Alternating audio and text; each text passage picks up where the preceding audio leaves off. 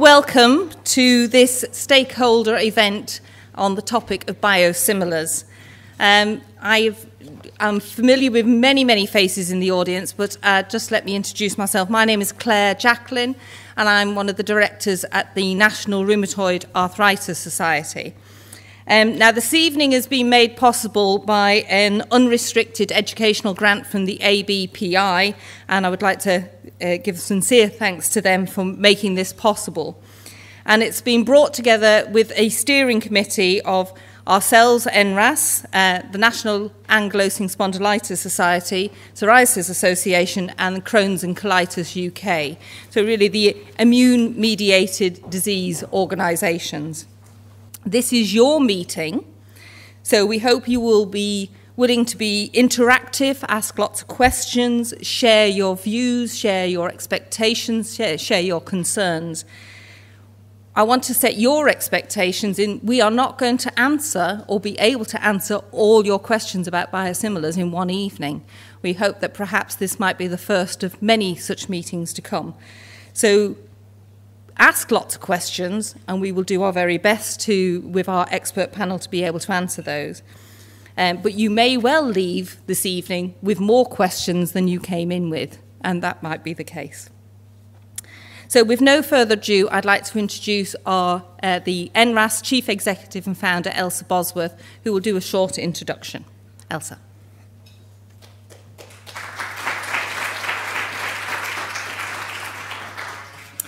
Thank you very much, Claire. Good evening, everybody. And a very warm welcome to this stakeholder event in this lovely room. It's fantastic, isn't it? So I hope we're going to have a really interesting and interactive evening. Our focus this evening is biosimilars in the field of rheumatology and immune-mediated inflammatory diseases, as Claire has just said. But the issues go actually much broader than that. And so I'm pleased that we're able to welcome colleagues in the field of diabetes and cancer here this evening as well. Now, let me tell you a little bit about my personal experience with biologics. I've lived with severe rheumatoid arthritis for about 33 years and was someone for whom all of the standard therapies failed. And so when the first biologics, the original anti-TNFs, came to market, I viewed going on to a trial of infliximab in 2000 as a potential lifeline.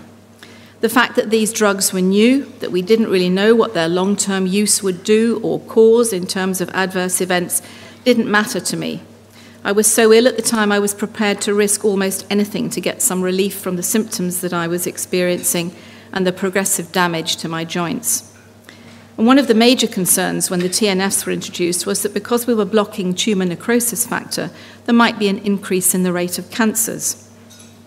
Well, it worked for me, and I slowly started to get my life back. I'm on my third TNF at the moment, and I'm about to be switched to a fourth to attempt to regain control over inflammation, which is happening again, probably because the effectiveness of the drug is wearing off after 6 or 7 years on the same drug, or I'm producing antibodies to it. So I'm very aware of the acute requirement for more biologics to meet the major unmet need, which, in spite of having 8 biologic therapies available to patients with rheumatoid, for example, is still there and it's still crucial. One of the things which came into being to meet the need for post-marketing pharmacovigilance on these new biologics was the British Society for Rheumatology Biologics Register for Rheumatoid Arthritis, which is based at Manchester University. The register launched in October 2001, in fact, the same month that NRAS launched, in fact. And for many years, I've been the lay representative on the steering group for the BSR-BR. So I know firsthand just how important it is to collect that data from routine clinical use of these therapies, and I'm delighted that there's now a register for ankylosing spondylitis. There are something like 20,000 patients with RA registered, so the data that we've been able to get from this fantastic resource has been crucial to increasing our understanding of how these drugs work and their side effects. And one of the key things the register has been able to demonstrate is that increased cancers have not materialized as originally feared, something for which people like me, who've been on these drugs for 13 years and more, is incredibly reassuring. Having access to all the clinical trial data, as well as the BSR biologics registers data, has been hugely valuable and critically important to patients and clinicians as the original biologics have come to market. It's also been instrumental in assisting NICE evaluate drugs through their technology appraisal process. As an organisation, therefore, we've been extremely interested, but also apprehensive about the introduction of biosimilars, because the rules about how these drugs get to market are less stringent, apparently, than for the originator products. Knowing the complexity involved in the manufacture of biologics, the question I kept asking myself was, how can something be similar, i.e. different to the originator product, and yet work in the same way and as effectively and, importantly, as safely?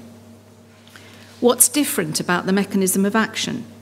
What would this mean to an individual patient and the health professional advising them? How will shared decision-making about whether or not to go on to an original biologic or a biosimilar work? It's complicated enough with the original drugs. Then there's the question of trial data. My understanding is that the manufacturers of the biosimilars are not going to be required by the regulatory authorities to undertake the same number of clinical trials to bring a drug to market that the originator products have had to do. I'm also concerned that it appears that if a couple of trials, say in RA, for example, show efficacy and safety, it will be assumed that the biosimilar will be equally effective for other diseases like Angst-Bond or Crohn's. Now that just feels instinctively wrong to me. Shouldn't the manufacturers be required to prove efficacy and safety in the same way for each disease? The safety is really concerning in that respect. Will the biosimilars have to go through the NICE process? I've been in meetings around the country where I've heard hospital pharmacists talking about switching patients to biosimilars as soon as they're available, purely to save money, as the NHS is under such pressure to save costs. That frightens me, as I would strenuously resist being switched to a new biosimilar if I was well controlled on my existing treatment on an originator product. Will our consultants be able to stand up for us in the face of trust pressure to reduce costs in this way? I'm sure that many of you will have similar queries to ours and more. And I should also say that, on the positive side, biosimilars might allow more people to access these drugs than we can do at the moment, which might be a positive thing. We're going to tackle all of these issues, and we have an excellent lineup of speakers who will be talking from the different perspectives of the consultants and researchers, the ABPI, the regulatory authorities, and the biologics registers. And I'm delighted that I think we also have Paul Crisp from NICE here. Are you here, Paul? Great. So we will be able to hear what NICE's views are during the course of the evening. Now, before I hand over to our first speaker, let me just take you through how this evening is going to work. Now, you've all got voting pads on the tables, and we're going to ask you a number of questions throughout the evening about biosimilars, and the results of our voting will also be included in the report that gets written up of this evening's discussions. And I'd just like to say thank you to our writer, Lynn Hamilton, who's here this evening, who's going to capture all our views. We're also filming the presentation, as Claire has said, so that DVD clips, the report and the speaker presentations can be made available to all the organisations represented here tonight. We hope that this will be a valuable source of information for members, volunteers and the wider public as we get nearer to these drugs coming to market. Now, I'm hoping that our speakers will all keep to time so that there will be opportunity for a brief question or two after each speaker has presented. And after all the speakers have presented, there will be a panel discussion, as Claire mentioned. So we'll have hopefully just over half an hour for that. We'll have roving mics, so please do get your questions lined up during the course of the evening. And I'd just like to add my thanks to colleagues from NAS, Crohn's and Colitis and the Psoriasis Association who've been helping us to put this evening's event together. We also have Chris Deaton here this evening and Alan from the Biologics Register Steering Group, and I'm sure they will be able to answer any questions on the register because unfortunately Kimi Hyrick, one of our speakers, was unable to come this evening, but Peter Taylor has very kindly agreed to read her slides and present for her. Okay, question number 2. We'd like to know who you all are actually we do know who you are, but would you like to select which of these categories best fits you as an individual?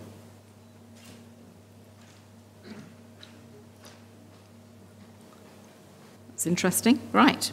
Last question that I'm going to put to you is, I would rate my knowledge of biosimilars as I am an expert in the field of biosimilars.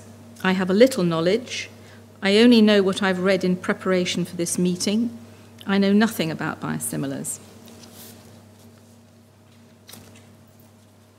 Okay, so number 2, a little knowledge. Okay, a little knowledge can be a dangerous thing, so hopefully we'll be able to add a bit more to that. There are a number of papers that we can make available on biosimilars, some of which are really good and really helpful. Those will be made available on our website, so do please ask if there are any particular papers that might be mentioned during the course of the evening that you'd like a copy of. Now, to our first speaker. This man has the most incredible ability to take a very complicated scientific subject and make it understandable to a layperson like me. And so it is with great pleasure that I introduce my good friend, Professor Peter Taylor.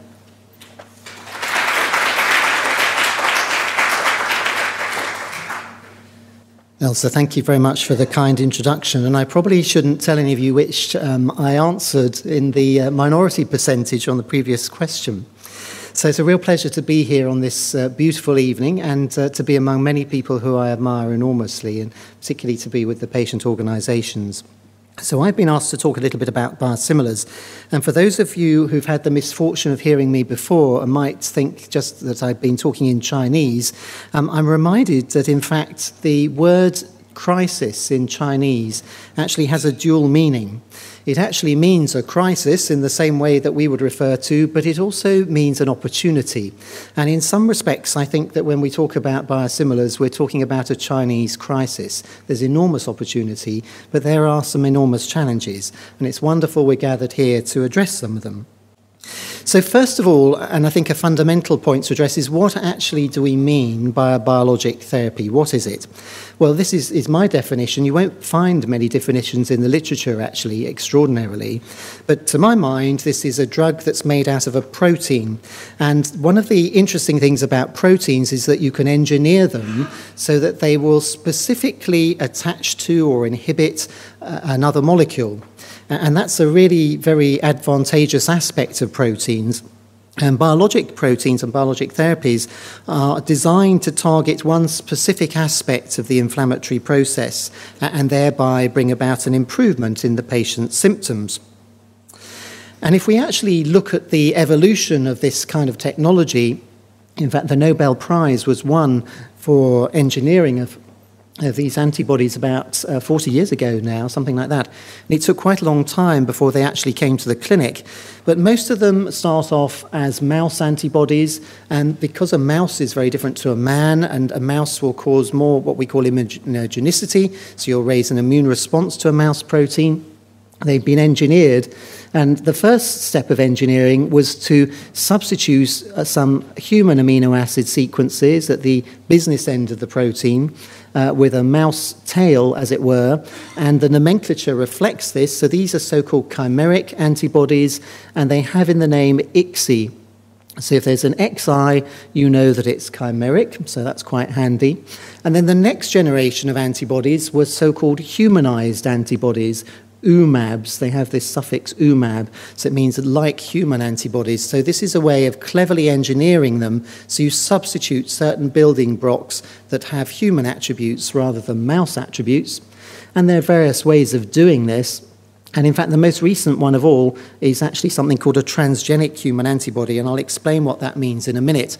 So to look at this very simplistically, it's worthwhile remembering, and perhaps it comes as a shock to some of you, to recognize that these therapeutics all originate from mice.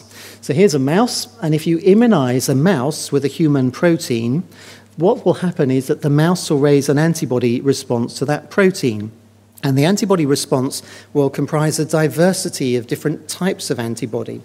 And so the mouse will generate antibodies that recognize this human protein. And in the case of TNF, which drives a lot of inflammation, you could theoretically use these antibodies to treat a patient. But ideally, you want to have monoclonal antibodies, one particular kind. So you take one cell from the mouse, and then you generate from those monoclonal antibodies. So we've talked about chimeric antibodies with the ICSI bit in the name. That's what the X stands for here. And here's a little bit of human sequence against a mouse background. And then we have the fully humanized antibodies that actually have a fully human amino acid sequence. And the interesting thing about one particular antibody, the latest of the anti-TNFs, is that in fact it's been made in a very different way. You actually take the human gene sequence, so the blueprint for the antibody, for those of you not familiar with this biology, you put the human blueprint into mouse cells, insert them into a mouse, so the mouse starts making human antibodies. You could do this with a goat, you could do it with a blue whale. Wouldn't be terribly convenient to make them in blue whales. So people use mice because they're a convenient size for the laboratory. And so this little mouse starts producing antibodies, human antibodies, against this molecule TNF. And this particular antibody is called golimumab, for any of you who happen to be on that particular one. And so in the clinic now, as many of you will know, and certainly the clinicians in the room will know, we have 9 agents licensed to treat rheumatoid arthritis. One of them isn't used very much because it's not terribly effective in rheumatoid. It's extremely effective in some other conditions. But we have 9 agents, and many more may come very soon, and almost certainly will. So here's the first myth. We hear about biosimilars, and there's a lot of confusion about it, and a lot of worry, even among clinicians. But some of my own colleagues probably don't realize they've been prescribing biosimilars for years. Because, in fact, when you make these protein-based drugs, there's quite a lot of batch-to-batch variation. And the question is how much batch variation there is. So actually all of us have been using biosimilars. Those of you who are receiving biologic treatments will have been receiving biosimilar treatments for years. But, and here's a big but, on this nice evening when you're sitting on yours, and that is that are there varying degrees of biosimilarity? That's the question. And in other words, is there much more between a biosimilar and a parent compound than there would be in batch-to-batch variation? So let's actually try and understand this. And the thing about proteins is that they're, relatively speaking, big molecules. They have lots of little components, so they're large in size, they have complex structures, we'll look at that in a minute. They're heterogeneous and they have complex physicochemistry. And the manufacturing process itself is also complex. They're made in big fermentation vats. They are brewed. So living cells are in these vats, and the cells produce these proteins. And this whole process is extremely complex, and it's very costly. And that's one of the reasons that biologic therapies are expensive. So the complexity of biologic products at the present time, in actual fact, makes exact copies impossible. And we'll try and understand that a little bit more in a minute. So that's a very important concept. This is very different from a synthetic chemical, where in fact you can have identical copies. So there's a difference between true generics. So if you buy aspirin over the counter, it may have been made by one of hundreds of different manufacturers. It was first synthesized from willow bark over 100 years ago, and Bayer were the first people to actually make the chemical product. But now there are many, many versions. Just go to Boots and have a look for yourself. But the follow-on products of innovator biologic pharmaceuticals are not exact copies. They are similar copies. And we have to understand what that means. So the notion of biogeneric would not be correct. There are only similar products, and therefore they are called biosimilars. And we need to really understand that. So what does the term biosimilar mean? Well, biosimilar applies to a product that's been shown to be similar to the reference product, and ideally in appropriate comparative head-to-head quality, both non-clinical studies and clinical studies. So if you were to imagine for a minute, an easy leap of faith, that my hand here is a monoclonal antibody, imagine that the pointer is an antigen, let's suggest it's TNF, my hand uniquely recognizes that TNF and binds it. So the first thing I want to know about a biosimilar, if my arm, for example, is adalimumab, I want to know if there's a biosimilar adalimumab, whether it binds the antigen in the same way. So that's one question. So that's what we mean about non-clinical studies. And you can look at that in some depth and detail. But importantly, we want to know about clinical studies and does it work? And does it work in the same way as the parent compound?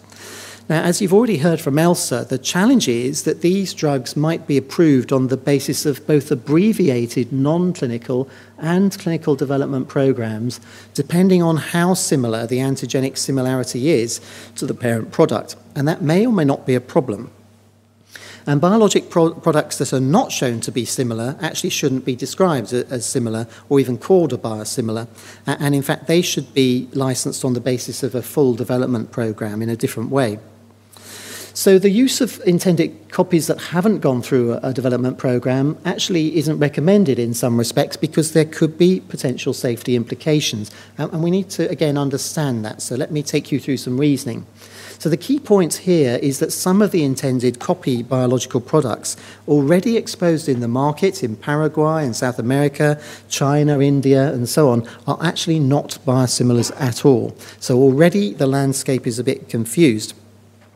So now let's look at proteins and structural modifications. So this green blob here is supposed to be a protein. And of course it's produced by a living cell. A living cell will churn out it will combine the amino acids based on the blueprint in the DNA. But once you produce the string of amino acids, it will then fold up in different ways. We'll look at that more closely in a minute. But other things can happen as well. You can add things to it. You can add sugars, you can phosphorylate it, you can add glycosylation, lipids, types of fats. You could even cleave the product in various sites. So there are a number of things that could go on inside the cell that can change the nature of the protein even after it's been transcribed from its genetic blueprint. So again, let's try and understand this in some detail. So this is a very simplistic two-dimensional model of a monoclonal antibody. So for the immunologists among you, you'll recognize this could be an IgG1. So this is the business end that binds the antigen. This is the so-called Fc tail, which also usually binds other receptors on different cell types. Now, let's say we were going to copy this. This might comprise thousands of different amino acids. And as we copy it, there's an opportunity to change the copy at multiple points. So you could change it at the binding region. You could change it by something called deaminidation. You could change it by methionine oxidation. So these are chemical changes that might happen in a manufacturing process. You could add sugars, such as mannose. You could silate it, and you could change the C-terminal lysine, so substitution of amino acids, and do various other things. And if you just do some simple mathematics on this one half of the molecule, and you multiply each of these variations out, it comes to a staggering nearly 10,000 variations. So if you then take the other half of the molecule, and bear in mind the total number of variations that you could make on this original theme, it's a staggering 10 to the 8, 100 million variations. And so biosimilarity, to some extent, is in the eye of the beholder. There are many, many variations, and it is not the case that if you're going to copy this, that you will necessarily get an identical copy. In fact, quite the reverse, you almost certainly will not. So the million-dollar question is, does it matter? Well, if it doesn't matter, and you still have a drug that has the same efficacy but may be marketed at a lower cost, surely that would be a good thing. But let's look at this in some detail. So this is a molecular model of a monoclonal antibody. And here again is the business end, the so-called FAB, the antibody binding fragment, the antigen binding fragment. And this bit here in red is the bit that actually will adhere to the protein antigen. This bit is the tail, and if you look at it, it's like a donut. It's got a loop with a hole in. And so you might imagine if there was a giant, if you were shrunk down to tiny size and you were to look at an antibody, you might think that the business end being here and the tail here, it wouldn't matter too much about what I put in the middle of the donut, would you? And so let's actually explore that. So let's just stick a sugar molecule in the middle of this donut. So here's a sugar molecule, and it's got into here during the manufacturing process. It could easily happen. It does even happen sometimes in batch-to-batch variation. And what difference does that actually make? Because it's hiding in the middle, you might think that it wouldn't make any difference because it's what's on the outside that matters. But let me show you some actual science data. So for those of you may not be able to read this at the back of the room, but the vertical axis is looking at cell lysis. So this is bursting open cells. and it's looking at what happens when you give different concentrations of antibody. And if you give the antibody that actually has the new sugar on it, it does one thing. It kills all the cells, it bursts them all open. And if it doesn't have this bit hiding in the middle, it doesn't kill them. Now that, to me, is rather a drastic difference for one sugar substitution. Now, for a dramatic effect, I've picked the most extreme example, of course. But I just want to illustrate to you that it is really important to understand whether biosimilarity at the business end of the molecule necessarily means it's going to have the same effect biologically, and even more important, the same effect clinically. So the presence or absence of one sugar residue can make a huge difference. This can change the so-called immune effector function of the antibody. It may influence its efficacy, how well it works in a patient. It may also have very big influences on safety. And of course, there are processes that the regulators, and we're going to hear more about that later, that are designed to ensure safety. But if I were one of you who are patients, or indeed sitting on my side of the fence when I'm prescribing these things, these are the things that I would want to know about. I would want to know that the biosimilar has the same pharmacological action and antigenic binding. That's crucial. I'd want to know that it has an equivalent effectiveness. That means it works the same way in terms of outcomes for patients. That's crucial, and that's what we're seeing in trials coming through, that it has the same safety and tolerability to the parent molecule, obviously very important. But here's a very important piece that I think has been overlooked so far by the regulators, but we may hear differently later on, and I'm very concerned about this issue, the durability of response.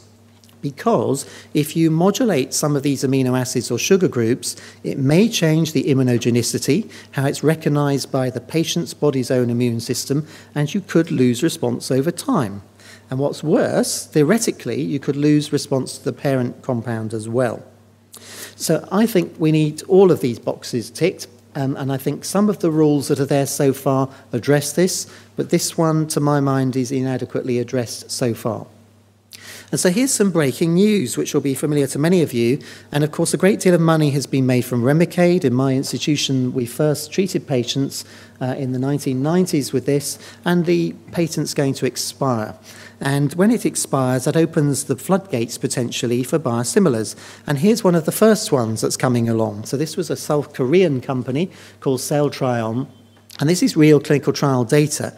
So this is biosimilar infliximab versus so-called Symphony here. And what you see is that they're actually very, very similar. You can't read anything into this about one being better than the other. It's not powered in that way. But it's showing that actually the outcomes are pretty similar. But that's week 14 data. And actually, if you look at the week 30 data, here it is. What I want to know about, and most of you who receive any of these drugs, you want to know about the higher end responses, ACR 50 and 70s. That's a good response. And in fact, you can see again that the outcomes are broadly very similar between the two drugs. Sorry, this is Remicade. I do beg your pardon. Symphony is golimumab. So this is Remicade versus biosimilar infliximab. So that's the week 30 data, and it's encouraging. And here's some more data. So it demonstrated therapeutic equivalence in a reasonably sized clinical trial. That's good. The drug-related adverse events, that's the side effects to patients, were very, very similar at a cohort level. And the detection of anti-drug antibodies was almost identical. And in fact, all these features look really very similar indeed for the biosimilar infliximab and the parent Remicade. And so that's potentially very good news. But the numbers in these studies are still relatively small.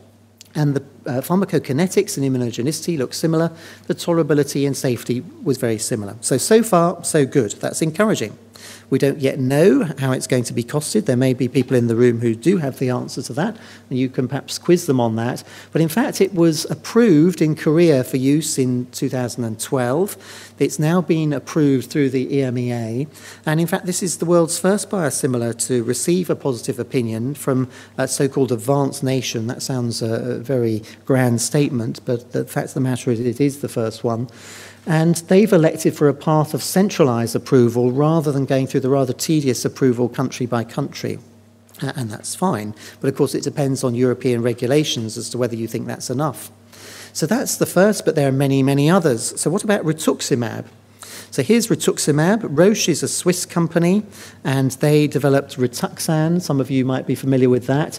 And in fact, the global patent protection was secured until the end of 2013. They had an extension until 2018 in some markets. And I'm not sure if you're aware of this, but it's their best-selling drug. Unfortunately, a lot of this is about money.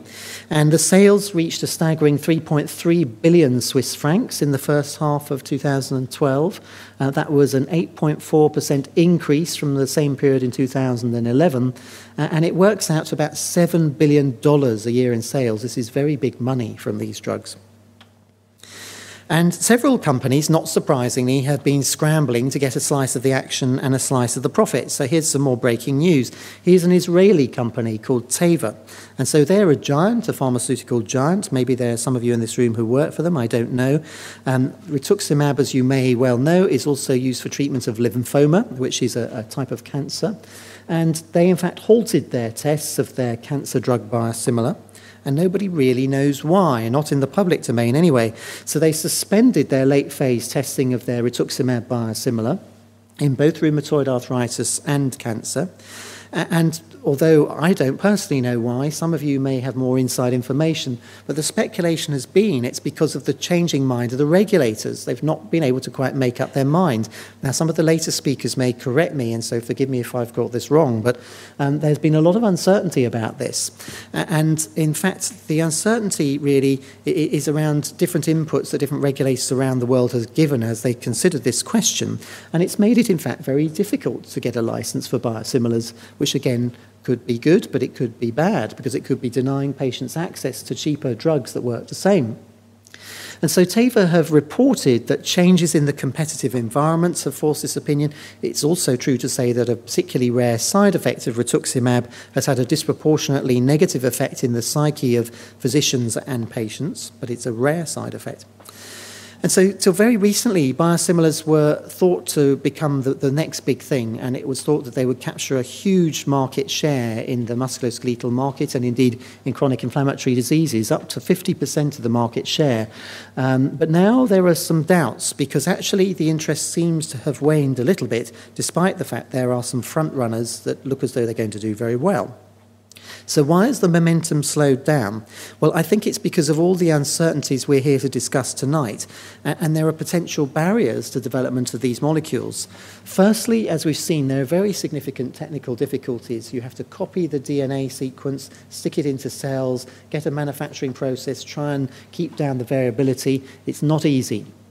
There are these very complex regulatory issues that we're going to hear more about later, concomitantly rigorous steps, product testing and approval. And then there are issues about other patents that may have been under the radar that are now coming up, and so there's competition around these. So I'm afraid this is all financial. You've already heard that some of the giants have halted their clinical trial program. That will slow things up. And the potential for product pricing is really important. If the companies don't think they can make a good profit, they're not going to pursue it. So that's an issue. So there's been a lot of volatility in this field for a number of different reasons, and quite how it's going to pan out, I don't know. So what's the cost of bringing a biosimilar to the market? Well, again, there are some in this room who can answer this with more certainty than I. That my understanding is it's going to be somewhere between $10 to $40 million. That's quite a lot of money for a drug development program, but much cheaper than, for example, what it was with tofacitinib or other drugs that have been licensed in some parts of the world. And this compares to much less money to develop generic synthetics. So if you're going to make synthetic aspirin, it costs a lot less. So a lot of this is about money. And who's making these biosimilars? Well, you might be surprised. The telephone companies, the film companies, Fujifilm, Biologics, Samsung, they're all on the bandwagon and they're very good at it. So in fact, this particular company, Samsung, halted its Rituxan biosimilar program, and they told a Korean newspaper that there were internal reasons. But again, it was speculated that the changing goalposts around the regulators could have been to blame. One of the amusing things for me is I'm phoned up quite often by my friends and colleagues from pharma, and they'll say to me, can you give us some advice about what we do about our drug? Because we're really worried about this nasty biosimilar that's coming along that might compete with us. And I tell them what I think, and then the next day I get another phone call from someone, and they say, we're really worried, we've got a biosimilar we want to make, and what do you think? Well, how should we market that? And it turns out they're from the same company as the people who phoned me the day before, but they don't seem to talk to each other. So nearly all these companies are all making biosimilars at the same time as their own parent compound. So it's become complex, and here's just a list of a few of them, just to give you an idea. This is a big area, but a lot of uncertainty. So why has this uncertainty been? Well, it's clear that the generic approach, which works so well for small synthetic chemicals, doesn't apply so well for complex proteins. Now, there are other proteins like insulin, like growth hormone, erythropoietin, but they're small peptides, small molecules. A monoclonal antibody is a big molecule and therefore more complex, as we've seen, and that complexity adds a lot of difficulty to the development process. Glycosylation patterns, adding sugars to an amino acid backbone, is probably one of the key issues. It may matter, as we've seen. It may not matter in some cases. And trying to sort this all out is a crucial issue. And it's crucial because it might affect immunogenicity. So whether or not you raise an antibody response to these biosimilars and how durable your therapeutic response might be as a consequence. And as Elsa so rightly pointed out, if you do a trial, let's say in rheumatoid arthritis, some of you in this room are from the psoriatic arthritis organisation, and it's quite a different condition despite the fact it has some similar pathology and similarly good responses to anti-TNF. And so can you say if a drug works well with rheumatoid, it's going to work well in psoriasis? Well, in some ways, the biology might inform this, but in other ways it might not. And just by way of illustration, for those of you who've heard of the drug Enbrel, which is a very good anti-TNF, and let's compare it to infliximab, another very good anti-TNF, one of them works very well for Crohn's disease, the other doesn't. But they both effectively block and inhibit bioactive TNF, but by different pharmacological mechanisms. So not all proteins that block the pro-inflammatory molecule are the same. So extrapolating from one to another is not necessarily going to be correct, and clinical trials are needed to establish that. And really, we need equivalent studies to demonstrate biosimilarity against a reference compound. You've seen some nice data where that's been done, but only up to 30 weeks. We need to look at the long-term extension data to see if there's durability of response. And as comparative trials to establish the similarity can actually require a lot of patients, it may put some companies off. Now, if you needed 600 or 700 patients in a trial, that's a lot of money, very difficult to recruit patients in a world where there's so many competing trials. Some companies simply can't compete in that arena. So I'd like to conclude, ladies and gentlemen, with a perspective, and that's as follows, that I think in this area we need to follow a middle path, but I also think this is a wonderful time of crisis, meaning opportunity but change concurrently, because with the right stakeholders, those of you who are patients, people from the pharma industry, regulators, NICE, when they're together and can discuss this in a balanced way, providing we maintain a degree of flexibility as prescribing physicians working in partnership with our patients, I think we can do very well in the biosimilar era. I also believe that if drugs work well, commercial success will inevitably follow. It will mean there's some stress and strain for some companies in terms of the slice of the cake that they will have in the future, but that's not my worry, frankly. That's the worry for the pharma companies. So I think on the one hand, we need to avoid allowing drugs that are not adequately tested coming to the market. That's not acceptable, and it would be absolutely unacceptable. I have my friend and colleague who's a pharmacist in our organisation and a wonderful help to us, and it's really lovely to see him here, but I'd be very upset if Bhumi came to me and told me that he was going to substitute whatever I prescribed for whatever he felt was the cheapest alternative without discussion. He's not the sort of chap who would do that, but you know, there are places, I can tell you, where that will happen. And on the other hand, so we don't want that, or at least I don't want that, but on the other hand, we need to avoid such draconian regulatory hurdles that they could deny access of a beneficial drug that would be cheaper to many more patients. And so we've got these sort of two contradictory issues on the scales, and we need to come to some point a balance between them. What we're often very good at doing collectively is formulating guidelines. I think we need some guidance, but I would strongly counsel against very strict guidelines that try and shoehorn everything into the same box, because one shoe size will not fit all here, in my view.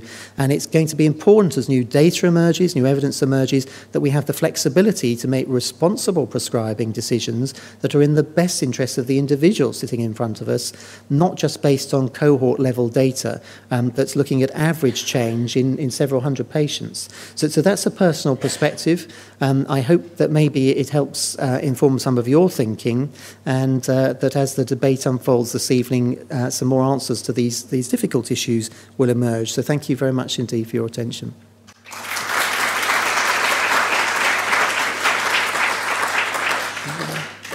We will just do one or two of the questions from the keypad voting, we'll spread these out throughout the evening. If you could get your keypads at the ready. My colleague up there is on schedule, that's brilliant. So this first one, biosimilars will drastically improve patient options for treatment. Please answer now.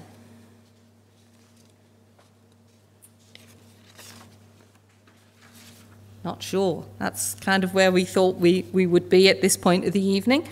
The next question, biosimilars will replace originator biologic therapies over time. What do you think?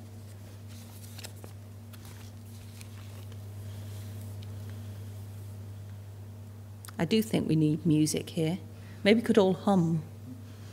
Ooh, 43% disagree. That's interesting, but interesting mix there. And just the last one before we introduce our next speaker. Biosimilars are the same as biologics, just cheaper. You can be as honest as you like here, because you're all anonymous.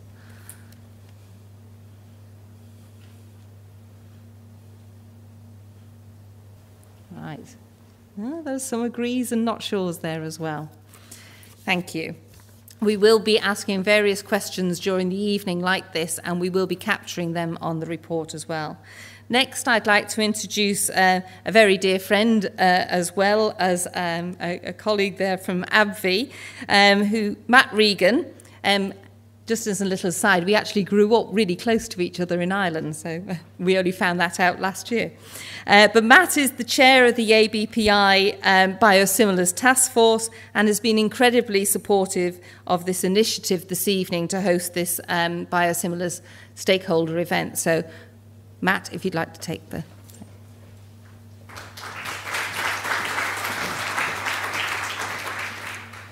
Good evening, everybody, and thank you, Elsa, again for setting up this great educational event and for inviting the ABPI as well to share some of our perspectives on this evolving landscape. Just by means of introduction maybe to the ABPI is the Association of British Pharmaceutical Industries within the UK. And on this particular endeavour, we're also working with the BIA, which is the Bio-Industry Pharmaceutical Association as well. So it's a joint collaborative effort. So what I'm about to present represents the view of the innovative part of the pharmaceutical industry. What I would also add as well is that we've started some discussions with the BGMA, which is the Generics Association within the UK as well, to see if there are areas, and we believe that there are areas of commonality as well across all of the pharmaceutical industry, certainly around things like naming, pharmacovigilance, etc., etc. So I just want to make you aware that we have started discussions with the BGMA as well, and we hope later to be able to share some common positions right across the pharmaceutical industry. As the slide says, I'm the General Manager of AbbVie in the UK, but my role here is as part of the ABPI, a board member of the ABPI, but also chairing the Biosimilars Working Group.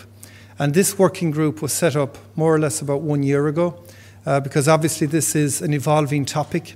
And really our role is to make sure that there's adequate education taking place to following up on some of Peter's comments, that there's a very balanced approach taken to the education around this evolving topic of biosimilars. So as I said, it's a joint working group between the Bio Industry Association and the ABPI. Obviously, biological medicines have revolutionized healthcare over the last 20 years. And I think certainly I had a discussion with Peter a few days ago, and it's not so long ago that rheumatoid arthritis patients walked into a clinic or were wheeled into a clinic in a wheelchair. So these types of medications have really transformed the landscape. Whereas today, there could be rheumatoid arthritis patients among us, and we wouldn't necessarily know, because the standard of care has really improved over a period of time. In many of the life-threatening and rare diseases, so we're talking about cancers, autoimmune diseases, diabetes, MS, many of these areas have been revolutionized by the onset of biologics. And in many cases, it has slowed or even prevented disease progression. And even in rheumatoid arthritis as well, there's emerging data about preventing the onset of radiographic damage in the joints by being on an appropriate biologic medicine. So again, I think it's fair to say we're all on the same page, that they really have revolutionized the healthcare system. And currently today, there's about 350 million patients globally have been successfully treated with biologic agents. So what is a biosimilar? And this is really a quotation from the EMEA. A biosimilar medicine is a biological medicine that is developed to be similar to an existing biological medicine, which is called the reference medicine. Biosimilars are not the same as generics, which have simpler chemical structures and are considered to be identical to their reference medicines. So this is really re-emphasizing what Peter has just presented. And the key words here are they are developed to be similar, and they are not the same as generics. And I think this is a very important principle, because in many ways, the whole environment and the naming of drugs has not kept up a pace with the evolutions that have been taking place. And I'm going to come to the naming issue in a moment, because this is a very, very important topic. So what the ABPI have done with the BIA is we've been working together over the last 12 months to come to some principled positions which will achieve exactly this, ensuring patient safety over time. So I'd like to share some of the positions with you. The first one is that all biological and biosimilar materials, medicines, this goes for both products, should be prescribed by brand name and not by the international non-proprietary name, which is commonly known as the INN.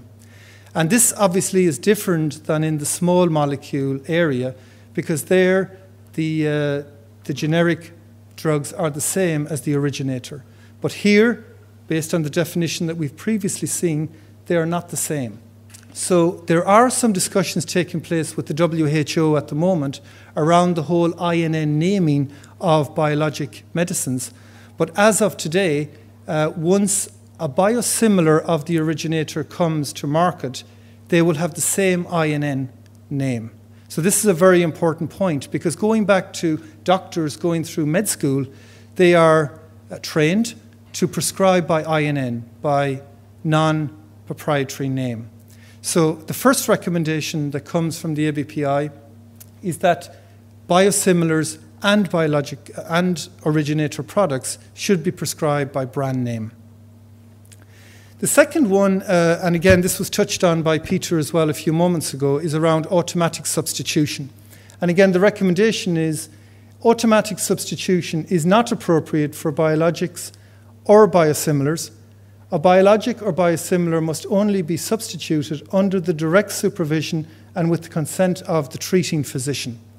And again, this is a very important principle in the context of pharmacovigilance as well, because obviously these are serious, in many cases, heavy immunosuppressant drugs, so we have to track the safety profile very, very carefully. But obviously, if automatic substitution is taking place, well then it's impossible to track what the adverse events are attributed to. So again, this is a very important principle that we'd like to put forward and gain agreement on.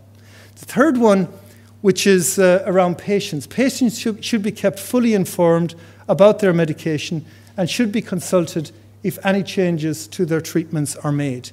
So I would say, again, this is a good principle. We heard Elsa's story a little bit earlier on. These patients can live relatively normal lives over a period of time. So it is very important that the patient is taken into the whole discussion around the choice of biologic that they are going to be put on. And if there are any changes made to their biologic medicine, that is discussed and agreed with the patient, who ultimately, in many cases, has to self-minister this drug, again, over a period of years. So I would say these are the three main recommendations from the ABPI. I'll move on maybe to the fourth one, which is maybe a little bit more technical, maybe for some people in the audience, but it's related to the SMPC of the drug. And the recommendation here is for a biosimilar, it should clearly indicate the source of information contained within it, such as relevant data from its clinical development program and clinical data derived from the originator biologic. And again, the essence here is that the patient should know where the data originated from. Did it come from the originator, or did it come from clinical trials that were conducted on the biosimilar itself? Okay. The fifth recommendation is that biosimilar medicines should be subject to health technology appraisals in the UK. And obviously there is a consultation that's taking place at the moment, and many of you will have the opportunity to give some feedback to our colleagues from NICE around that as well. But certainly the ABPI thinking at the moment is that biosimilars should be assessed by NICE in a similar way to the originator products. The next one is around tenders, and obviously tenders have served a very important purpose in the UK. It introduces competition, it manages to bring down prices, and in the UK at the moment, across the board, the UK has generally got among the lowest prices in Europe. So tenders obviously are a very legitimate means of procuring drugs, but when it comes to this particular case, what we're saying is that tenders which are undertaken involving biologic medicines should not seek to source single product only. And again, that's going back to the substitution of patients. What we want to do is make sure that physicians have a choice, that when a patient comes in front of them, they will make the appropriate choice based on the patient that's sitting in front of them. That may be a biosimilar, that may be an originator, but the physician makes the choice. But if you move to a situation where there is a single source supply through tendering, obviously that choice is removed. And the final one here is that extrapolation of indications for biosimilar products should be evaluated by regulators on a case-by-case basis. And again, just to build a little bit on this, it was mentioned a little bit by Elsa, also a little bit by Peter in his excellent presentation. And again, this is where pivotal trials are run in indications and similarity is proven, and then it is extrapolated to all of the other indications of the originator drug.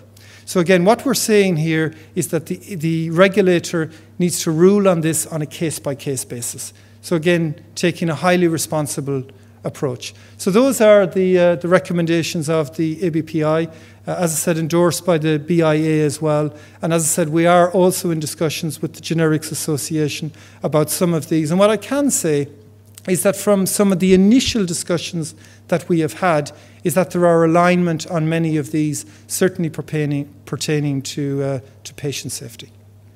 So if I just go back to unique naming once again, I think this is a really important concept that we have a really good and thorough understanding of, and obviously engage with all of the stakeholders and come to a common understanding around this one.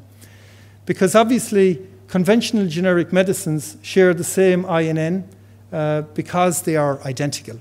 So again, that's a well understood principle for many, many years. It has served the industry and it has served patients very well over many, many years. But when it comes to biosimilars, because they are not identical, well then we have to question whether having the same INN is really appropriate. So again, that goes back to prescribing by brand name to make sure that this substitution of patients is not taking place. I'll just read out as well some MHRA guidance as well, which is also available on their websites. But what it says is, when prescribing biological products, it is good practice to use the brand name. This will ensure that automatic substitution of a biosimilar product does not occur when the medicine is dispensed by the pharmacist. Products that have the same international non-proprietary name, the same INN, are not to be presumed identical for the reasons given above. So again, I think this is a very important concept. It's endorsed by the MHRA, as you can see there. But going back to my earlier comment, doctors in med school are trained to prescribe by INN. So what we did very recently was we conducted some market research just to see what actually was happening. And this market research can certainly be made available for members as well.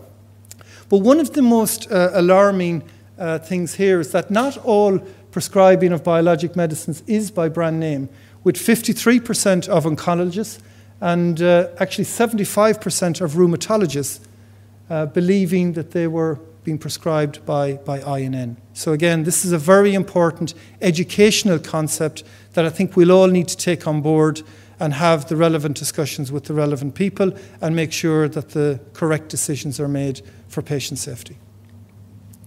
So what is the call to action from the ABPI and from the working group that's working as part of the Biosimilars Committee? First of all, education of patients is key. Not just patients, but of the broader stakeholder group is absolutely critical. That we have, as Peter was correctly pointing out, an intelligent discussion around some of these topics and that the right decisions are made to protect patient safety. Firstly, patients should be kept fully informed about their medication and should be consulted if any changes to their treatments are made. I think that's a fairly sensible conclusion that I think most people would probably agree with. Consultation with their physician will ensure that the patient can be made fully aware of the advantages and disadvantages of any particular medicine, not least so that they can be prepared for any adverse reactions which may occur with the treatment. And again, that goes for innovative products or biosimilars. It's exactly the same concept that we're proposing here. And finally, a switching decision should never be made based on cost alone. Prescribing physicians must be able to employ appropriate clinical judgment, basing their decision on appropriate evidence and consulting the specific therapeutic need of each patient. So again, the recommendation is each patient that comes in front of the physician, that there is an individual choice based on their needs. And in some cases, that choice will be a biosimilar product. In other cases, it may be an originator product. So the future, I guess, where the ABPI and the BIA are coming from is we want to very much facilitate many of these discussions, many of these debates, and have an intelligent discussion about what the right way forward is. That involves, obviously, the regulators, and we've had some discussions with the MHRA, and one of our thoughts at the time was that we needed to generate some research as well, just to indicate how was prescribing actually taking place in the clinic versus what people's perceptions were. So again, we'll go back and we'll have some further discussions with the MHRA. Also with HTA bodies, obviously with NICE, and I see Paul is here as well. Obviously there is a consultation going on at the moment. So again, we'll continue with good dialogues with all stakeholders. Obviously with patient groups as well, it's critical that everybody is provided with a balanced view of the evolving landscape that we're all facing.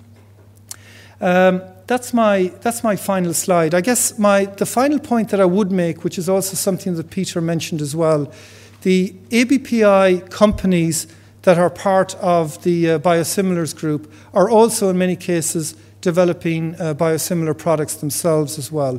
So I think you cannot underestimate the depth of knowledge within these companies, having developed the originator biologic medicines back in the late 1990s, etc., etc. So the breadth of knowledge, the depth of knowledge within these companies is immense.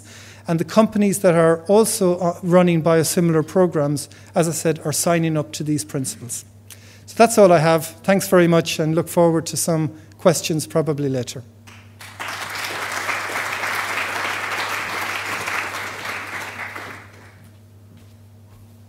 Thank you very much, Matt. Just again, we'll have a few more of the keypad questions now. So again, a few more that we kind of link with it. Just before we do that, Matt mentioned the NICE position on biosimilars. And I do have a few copies of the draft that's out for consultation at the moment that are on the top table, if you're not familiar with that. There is an awful lot of other interesting documentation about biosimilars available at the moment. Just this morning, I was sent the European Commission what you need to know about biosimilar medicinal products, and again, that's we can make that available or the link available through our website, but I only got sent that today, so I didn't have time to print it all off. And in your invitations, you were also sent the link to the International Alliance of Patient Organisations briefing papers on biologics and biosimilars. So again, there's lots of information that's worthwhile looking at, and to help guide, especially the patient organisations, know how to approach their positions on biosimilars. So if we can get the next question in the section up. Okay. Biosimilars available in the UK will only be manufactured in the UK. This could almost be a true or false, but perhaps we just don't know.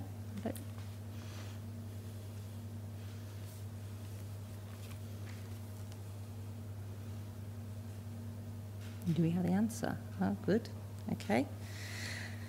There's a few not sures there. And the next question, biosimilars are the same as generic drugs?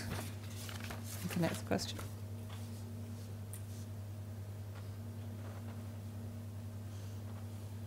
Oh, good. You were all listening and paying attention. Nobody's fallen asleep. That's a good one. There's a little test question in there.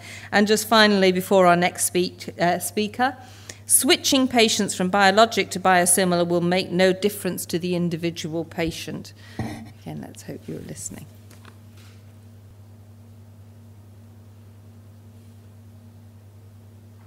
Ah, 8% agree there. Interesting.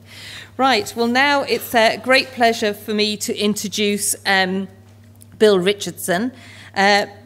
Bill worked for many years at the Risk Assessment Unit at the Medicine Control Agency, now the MHRA. He recently left the MHRA to become a regulatory consultant for the NDA, Regulatory Science. Oh my gosh, all these acronyms.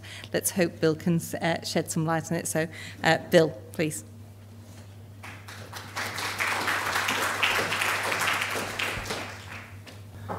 Yes, I'd like to thank NRAS for giving me the opportunity to talk about the regulator's view on biosimilars. My involvement with biosimilars, and particularly biosimilars in RA, has been primarily with the risk assessment of the risk management plan for the biosimilar infliximab. But I have assessed other biosimilars, but not for rheumatoid disease.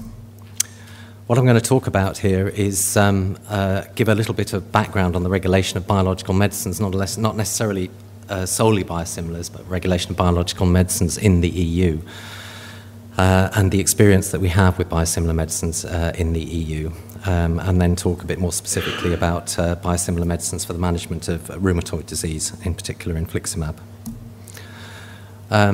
Regulators are driven by regulations and definitions, and the way that the regulator in the EU defines a biological medicine is any biological substance that's produced or extracted from a biological source, and that needs for its characterization and the determination of its quality a combination of physicochemical biological testing together with the production process and its control. In addition to that, the following shall be considered as biological medicines: immunological medical products, and that means vaccines basically, medicinal products derived from human blood and human plasma, and ATMPs, advanced therapy medicinal products, and these are basically the new frontier, or the last frontier for the pharmaceutical industry. These are bioengineering products, cellular medicine products. This is a picture you can see here. There's a picture of a cow there. This is Edward Jenner, and basically the idea is that we've been using biological medicines in clinical practice for centuries, and we've been using them very effectively. This man, single-handedly in his genius, has been responsible for the prevention of literally hundreds of thousands, possibly millions of premature deaths. And the most amazing thing about it is that they hadn't even invented the fountain pen at the time that he'd done it. In spite of the fact that he produced a massive advance in preventive medicine, there were obviously at the time also concerns about the potential side effects for his medicines, as this caricature shows. So, biological medicines, they're all sorts of things. They're not just biosimilars, they're not just antibodies. They involve vaccines, they involve blood products. That's basically the old school side of things. The transitional school side of things is the enzymes and hormones. So enzymes have been used for quite a number of years in medicine, and the more modern biological recombinant type of enzymes that would be produced in cells are things like alteplase, which would be used for dissolving clots in people who have had myocardial infarctions. Hormones, obviously biological hormones have been used also for generations. We've been using powdered sheep's thyroid, for example, for treating patients with hypothyroidism for hundreds of years. But there are also many hormones that we use nowadays, which are proteins, which are produced in biological systems, such as the epoetins. The really modern side of things is here. These are the only ones that are reproduced in recombinant systems using implanted genes into cells. And these are the immunomodulators, things like the interferons, and of course the monoclonal antibodies, which you've been hearing an awful lot about in the last two talks. What this slide is attempting to demonstrate is what Peter Taylor was alluding to in terms of the level of complexity that the biological medicines present to the regulator. You can see here a picture of aspirin. This has got 21 molecules. It can be synthesized in a test tube, and it probably takes minutes for an experienced chemist, I'm making a broad assumption here, to actually to produce this product out of its raw materials. If we move on to another level of complexity, we've got the insulin molecule. This is the way that it's stored as a hexamer here, and the active component is this insulin monomer here, which has got 51 amino acids. It's about somewhere between 200 and 300 times the size of aspirin. Each one of the amino acids is probably slightly larger than an aspirin molecule. And then we move on to the sort of monster molecules, and this is here is a monoclonal antibody that we've seen before, a depiction of one. This contains more than or almost 5,000 amino acids, and it has a huge molecular weight, much considerably larger than anything else, any of the other two types of product. This is in fact the infliximab antibody, and these pom-poms on the end here are the TNF alpha molecules binding to it. Since 1995, the regulations in the EU require that all biological medicines be authorised centrally by the European Commission. It is not possible for a company to bring along a recombinant medicine nowadays and get it authorised on a national basis in the EU. Applicants are required to submit data to the European Medicines Agency that adequately demonstrates that they can produce a product reproducibly of sufficient quality, that they can demonstrate the efficacy of their product, and that they can demonstrate that it's acceptably safe. The basic framework, and this is very much a simplified framework, is that the EMA's committees assess the data in detail that's submitted by the companies, and it's a lot of data, and make recommendations then to European Commission. The licensing authority is the European Commission for biological recombinant products. It's not the Secretary of State in the UK. And the European Commission issues a legally binding decision on whether a marketing authorization is going to be issued or not for a particular product based on the recommendation of CHMP. Regulatory requirements for biosimilar medical products now, not just talking about biological products, but biosimilar medical products are similar to those for innovative products, but they differ in certain important respects. Products aren't required to be identical because we can't produce them. The technology simply isn't there yet. Only similar in all relevant respects. Some variability must be accepted for biological biosimilar medicines because they're complex, large proteins. They have many specific structural complex carbohydrates attached to them, which, if they weren't there, may affect the way that they actually function or their immunogenicity. The products that are produced are also critically dependent on their conditions of manufacture, and variability exists even within one brand of a biological medicine from batch to batch.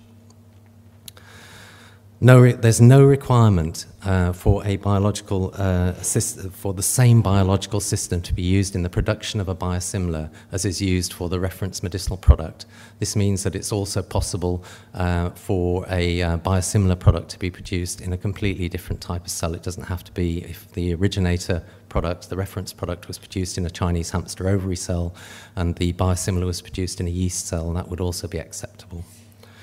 It's not always necessary to conduct clinical trials in all indications for the reference product in order to obtain marketing authorization for use in all indications, but a level of judgment has to be used by the regulator and by the company producing the biosimilar as to what kind of clinical trials will be necessary.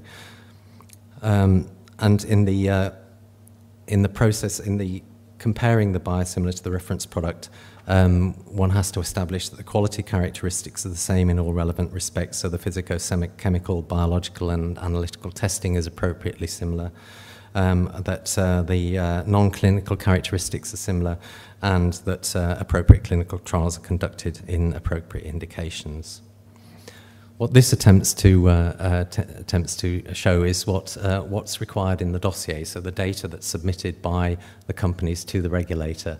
These are modules, which you don't really necessarily need to know the numbers of the modules, but what they refer to is if the originator must produce full modules which demonstrate that the quality of their product, the non-clinical data, and the clinical data.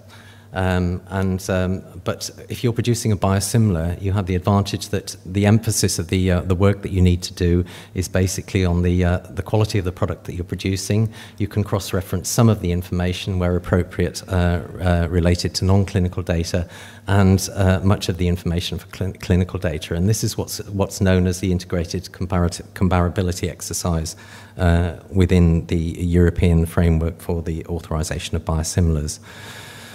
So what that actually means is that there's a longer process to develop the cell line and the clone that's necessary for and the manufacturing process for the biosimilar. But the advantage at the end of the day is with the shorter preclinical and clinical development programs if you've managed to produce an appropriate clone and a similar molecule. And this is shown schematically on this graph. On the top line is the development of an originator product, which goes from developing a cell line and the investigative medicinal product here and sufficient product for testing, going into phase 1, developing an upscale of the process and producing more of the product so that you can actually go into full-scale clinical trials. Overall, this is probably about a correct estimate of about 8 years for the development of from cell line until the point that you finished all of your clinical testing on the product. If you're producing a biosimilar, it takes much, much longer to find a cell line that will produce a product which is similar to the product that you're trying to copy. And this is where all of the effort goes into process development and upscaling of supply. The number of clinical trials that you have to do is much less. And this is really the justification for companies to go into producing biosimilars, because the shorter process usually means that it's much cheaper to do.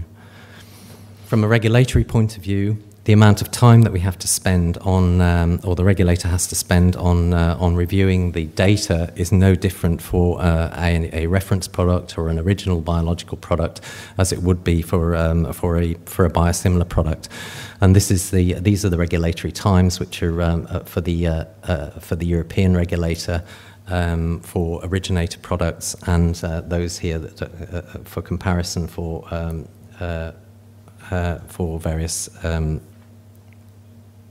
various biosimilar products.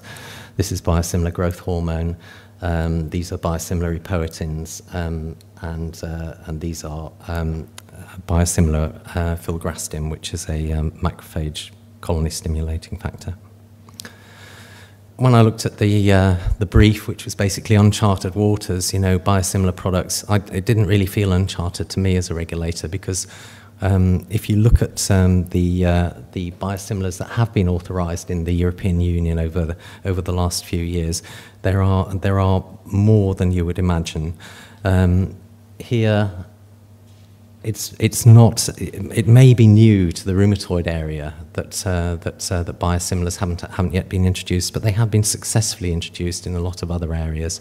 For example, for human growth hormone, where the originator was originally put on the market in 1995.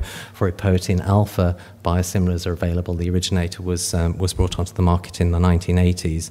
And for filgrastim, which was introduced originally in 1991, there are a whole host of biosimilar authorized products. And you can see here the authorization dates, which go back to 2006. We're 2014 now. It's not as if we don't have any experience with biosimilars. And these products have been used successfully without any major hiccups, really. I'm going to move on to the first biosimilar monoclonal antibody, and this is highly relevant to the rheumatoid arena, obviously. It's often described as two products. It's actually one product and two authorizations. This is it's marketed under the name of Remsima and Inflectra. It's exactly the same product. It's the same infliximab monoclonal antibody biosimilar, which is a tumor necrosis factor inhibitor, and it's approved for all indications that the originator Remicade is authorized for, including rheumatoid arthritis and ankylosing spondylitis. In terms of its comparability with the reference product Remicade, all major physicochemical characteristics and biological activities were similar to those of the reference product. There were slight differences, but none of these could be found to actually have any clinically detectable differences. The receptor affinity, for example, for the antibody that was used in clinical trials was slightly lower for the biosimilar than it was for the originator, but that didn't have any impact on clinical effects. It was authorized on the basis of two pivotal clinical studies, one of which was a pharmacokinetic study conducted in patients with ankylosing spondylitis. And this is a graph of the infliximab levels for the biosimilar and for the reference product over time, following 30 weeks of treatment in 125 patients. Patients were over 30 weeks were given 5 doses in total, and this is the outcome for the last dose. And what you can see here, as most of you will probably know, infliximab is given by infusion, is the infusion being given at time 0, at the time at which the antibody level had been from the previous treatment had dropped down to virtually 0. It increases very, very rapidly over the space of a few minutes, and then redistributes over the next few hours. The timescale here changes over to weeks or basically days, and this is where you can see the decay from the body over a period of weeks. The thing that's obvious about that graph is that there's virtually no difference, no statistical difference anyway between the two. The two curves are overlapping. The second study, pivotal study on which the authorization was based, and these data are all available on the internet on the EMA's website, was an efficacy and safety study conducted in patients with active rheumatoid. And the idea here was to demonstrate that the biosimilar was equivalent to the reference product in terms of efficacy as determined by the primary endpoint, which is the clinical response according to ACR 20 at week 30.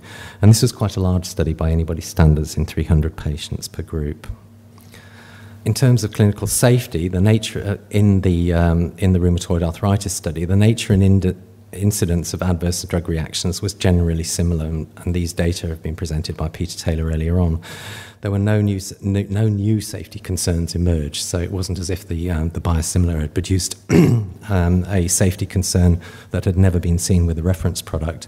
The immunogenicity profile of the two products up to 54 weeks, so over a year, and the impact of antibodies on efficacy and safety was similar, and this alludes to the propensity to form antibodies against the the infliximab biosimilar or against the reference product itself, which could then subsequently possibly have an effect on the pharmacodynamics of the product. That means the efficacy of the product by clearing the product more quickly, or potentially or potentially other on the pharmacokinetics of the product. There was a numeric, and this was the only concern, the only big concern that we really had in assessing these data when I saw them anyway, was there was a numerical imbalance in serious adverse events that was observed in the study, with a higher number of serious infections, including particularly active tuberculosis. It's a bit of a mystery. We weren't expecting to see this. And what we saw was CTP13 is the biosimilar, and this is Remicade, which is the originator. And you can see here, when you look at the total number of serious adverse events for infection, there were 18 in the with the biosimilar, 12 with the originator, and this gives a proportion of 4% against approximately 3%. Not really that much difference. But for tuberculosis, there was numerically a slightly disturbing observation that we had 6 cases with the biosimilar and only 1 with the reference product. And proportionately speaking, they were also different.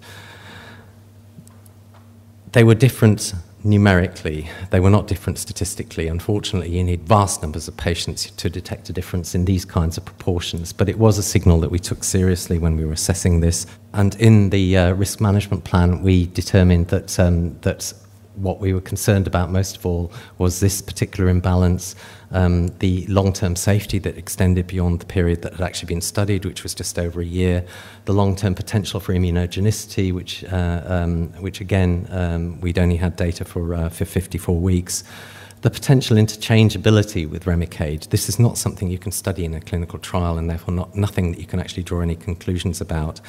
We were aware of the fact that if we were to introduce a biosimilar, it may be possible, not just in the UK, but elsewhere in Europe, you know, where perhaps the communication between regulators and physicians is not as good as it is here, that it might be possible for the reference product Remicade to be replaced, or not necessarily replaced, but at random be given to patients. So you could get one month you might get Remicade, the next month you might get biosimilar, the next month you might get Remicade. We were concerned also about the potential for problems that may arise as a result of having inappropriately extrapolated indications, for example in psoriasis and inflammatory bowel disease, where no studies had been conducted.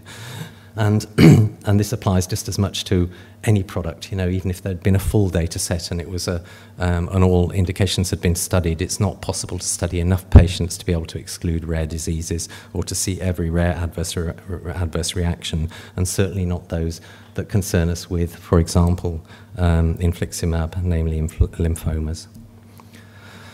So in the risk management plan, what did we do? We didn't see any reason on the basis of the data that we'd studied to object or recommend that that this should not be given a marketing authorization.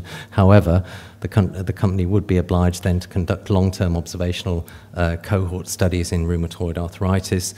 These are legally binding obligations on the company to participate in the EU RA registries, not just the BSRBR, but the Rabbit registry in Germany, the ARTIS registry in Sweden, and so forth. To conduct a registry study in Crohn's disease and inflammatory bowel disease, where the management with infliximab is slightly different from the management of rheumatoid arthritis. We had no data, although it's reasonable to assume that that the risks are likely to be the same for the biosimilar because of the similarities demonstrated in the rheumatoid model and ankylosing spondylitis. We also wanted the company to produce data to check this, and the company offered spontaneously to conduct a randomized controlled trial, which is currently underway in Crohn's disease. As far as risk minimization measures are concerned, in order to try and limit the possibility for any harm knowingly coming to patients being treated either with the biosimilar or with the originator product, we use the same risk minimization procedures that we have for the originator infliximab product. The major risks with TNF inhibitors are serious infections, including tuberculosis, hepatitis, and opportunistic infections. I can't emphasize enough that this is the largest cause of preventable mortality and morbidity in patients receiving TNF-alpha inhibitors. And no patient should be treated without being told that they should look very, very carefully and take very seriously any infections that they get. The other major risks are heart failure, hypersensitivity reactions, infusion reactions, the potential for demyelination, and drug-induced lupus. It's mandatory for, for the originator product and for the biosimilar for an educational program to be given to prescribers who, and dispensers of the product, detailing the risks related to opportunistic infections, the need for TB screening for everybody that receives the product before they actually receive it, for the patient to be told about hypersensitivity reactions and infusion reactions, the need for people to be aware of the fact that lymphoma and certain other malignancies have been reported in higher proportions of patients treated with these products than in patients that are not treated with them, that there is a patient alert card that must be issued to all patients so that they can actually show anybody who treats them that they are on this product. And the main reason for that is so that if they develop a disease, particularly an infection, that it might alert the relevant person to consider rather obscure infections that may occur in these patients.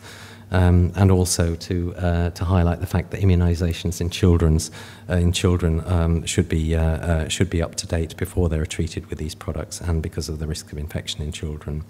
The other thing that we're particularly concerned about, which we've also, it relates just as much to the originator product as it does to the biosimilar, but it only really becomes a problem since the introduction of the biosimilar, or at least the grant of marketing authorization. Is how to trace which product might be responsible for a particular ADR. And we have to be particularly rigorous nowadays to make sure that brand names, as we've already seen, MHRA has advised that brand names should be used for these types of product, and that batch numbers, for the reason that it's not just a case of variation occurring, of being there being meaningful differences between biosimilar and reference product. It's also that different batches may produce different effects of the same product. I have to acknowledge the help here of Neem Kinsella, who gave me a couple of slides, particularly those on the process of development. And this is just a slide of my dog to remind me that it's the end of my presentation.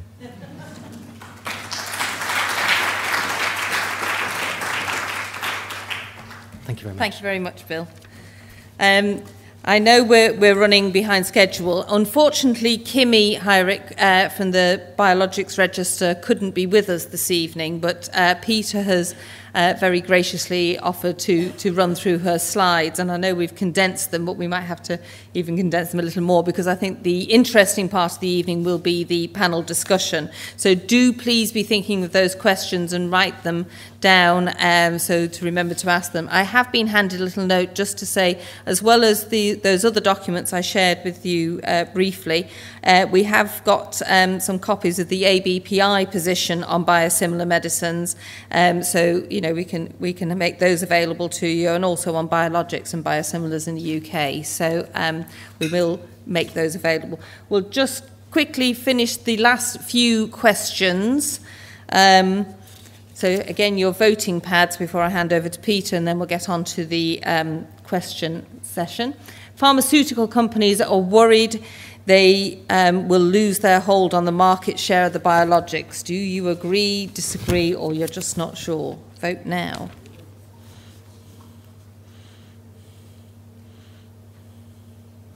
Everybody voted?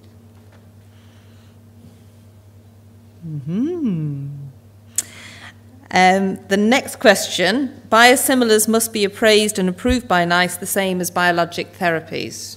Do we know?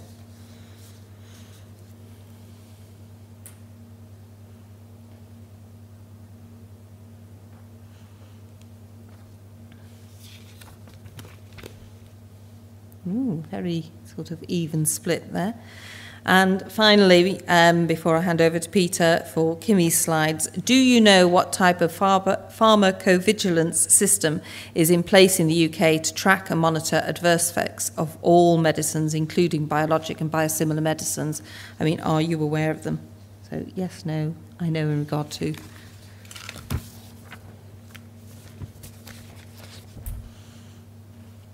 Yeah. Okay. So no, 18% no. Interesting. Right, Peter, I would like to ask you to take to the podium one more time. As I said, these aren't Peter's slides. Unfortunately, Kimmy wasn't able to be with us, so Peter will do his very best at delivering somebody else's slides. Thank you. Thank you very much. I'll try and keep to time as well, Claire. One of the things that I think is very nice to be able to do is to say publicly what a great debt we all owe to our colleagues in Manchester and indeed to many people in this room. The BSR-BR has been a really heroic labour of love, and it's been undertaken by many nurses, many physicians in very busy working situations in many hospitals. And our colleagues in Manchester and my friend and colleague Kimmy have done a fantastic work in extracting some very important data that's really made us think about how we best use these drugs. Now, I will be mercifully brief, but Kimmy wanted to make the point that if you think of the drug development pathway, and we've heard a little bit about this from previous speakers, that the time from first development and preclinical development through to license, over that time period, there are relatively few patients exposed to the drug in question. And it's only after license, in the post-marketing era, that you begin to see very large numbers of patients exposed. And one of the issues is that if you have drugs that in clinical trials really look remarkably safe, as was the case with the early trials for all the biologic drugs, if there are rare events that could be causally related, they might not emerge until this later stage after the drug's actually been licensed. And of course, that's only going to be picked up if there's very careful scrutiny and monitoring of the way these drugs are used. And indeed, that's been done in many countries. I would like to say that I think the BSR-BR has been exemplary. I can't take any credit for this, but Chris and others in the room can, and I think they've really done a great job. So this commenced in the early 2000s, so soon after the time biologics became available. It's an observational prospective cohort, and it started off with patients who were initiating anti-TNF therapy, but subsequently it's been expanded to other biologic mechanisms of action, and indeed, as we heard earlier from Elsa, it's expanded to other indications than just rheumatoid. And there have been over 250 NHS hospitals participating. It's really extraordinary. Our American colleagues can't believe that we've done this in the UK without being paid for it. I tell them that we do this all the time in the NHS, and they wince a little, but it's true. Anyway, the primary aim of this really was to monitor the long-term effects of biologic therapies in patients with rheumatoid, treating during routine practice. And here are the principles, that there's patient-level data, there's clinical data which are picked up at the time the patient goes through their consultation. The patients themselves add various things that may only be known to them, for example, smoking, what their functional deficit or status is. And then this can be linked to various national databases, such as the Health and Social Care Information Centre, which gives other outcome data, for example, whether cancers occur.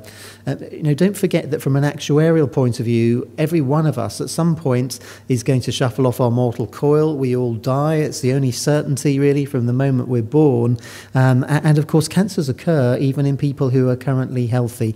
So one's not necessarily implying there's going to be a causal link, but we're looking to see whether there's any signal of detriment. And by following up patients over time, you can look at other outcome measures, and again, linking to the national databases, you can look at deaths, cause of deaths, and cancer.